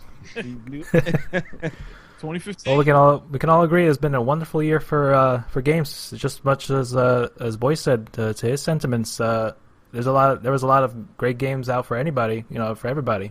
Mm-hmm. Just little hints of some exploration and Fallout, some crazy, insane just missions you do in The Witcher, or whether it be Metal Gear Solid. That we can all agree that just everyone has won this year because we got to play some great games. And that's pretty much about it, folks. I mean, that's the year in review, 2015 in video games. Any final words, gentlemen, before we wrap up this fantastic collaboration as we always do, as try to do as always we can. Any final words? I got some final words, but I'll let you guys go first. Oh, you gonna let us go first? Just a lot of fun. It was great hanging out, doing the thing, doing the damn thing. Yes. Great. Yes. It was great having Splinter and Gorog back on here. Missed you guys, and same. For everybody listening, Merry Christmas, you filthy animals, and happy holidays. Filthy animals. Wow, that's It's very from Home Alone, actually. Well, it's from another movie, but that movie wasn't Home Alone. Yeah, Anyway, the movie wasn't Home Alone. Yes, you filthy animals. Yeah, you kunamis. I'd like to issue an apologies for the way I pronounced Konami. No, man, I just wanted to say, from GCDT side of things, man, if you're listening, to go get some hashtag chicken parm. And on the bloody thumb side of things, man, after you eat some hashtag chicken parm, game it up till you get those bloody thumbs. You know what I'm saying? Damn straight. That's the way to do it. So that's been it for us folks. I mean, check out GCDT as always on the good old thebgb.com, and also check us out on bloodythumbspodcast.com. The recently launched back in October bloodythumbspodcast.com. We actually have the very nice feature here. You can send us your voicemails. Congrats on that front, by the way. Well, thank you. Be sure to send us some questions. If you got any questions for us or the GCDT you want to relay, you can send us a voicemail there. Did you get any from Steve-O today? I hadn't actually checked. Let me check before we go. But I know Tagibby's in the chat room for the Mixler. Oh, I didn't even know we were live. What? I didn't know we was live. What's going on, Tag? He just kind of showed up here, but Tagibbosaurus. I was offering him if he wanted to ask us a question before we went, because I know this is kind of like impromptu, so we didn't really get to fully endorse this epic collaboration. But I know that the first voicemail I got was from Tag, and vintage Tag, he rickrolled me. That's as much as we got for the voicemail front. Checking it now, we got nothing going on right now, but it'd be a really cool feature, as I mentioned to you guys. You guys should definitely do some of the voicemail feature. That'd be really cool if anyone would actually use it on our end, anyways. But Tag, don't rickroll me again. Oh snap! But that will be it for us folks. I mean, as always, you can check them out on the bgb.com. You got the plugs in here for the bgb.com on Twitter. At Big Red, and then Hazy Rome. At Big Red and Y. At Big Red and Y. Oh, how could I forget? At Big Red and Y. And Deep Boyce over here. I get you mistake with Steve because he has your name under Deep Boyce. I keep messaging him, and he's like talking about mustards. I don't know what's wrong with you boys. It's part of the plan. And then you can follow us at ch_gorog and then at Spooner47. So. It was a pleasure, you guys. A pleasure we got this going, and we got to talk about our experiences and our favorite games of 2015. Hell yeah! It's been a fantastic year, and I really hope it's been a fantastic time catching up. Just because I forgot how good this year was, and just talking with everybody and definitely sharing our personal stories and just I think this is going to be the year to beat for. This might be I still probably think 2007 is the best year in gaming, but this is certainly second in my heart. And 2016 has potential, though. Mm-hmm. Yeah, hell yeah! I really hope it beats this year, and there seems to be a lot of good promises in the future. I don't know if my wallet can take it if it beats next year.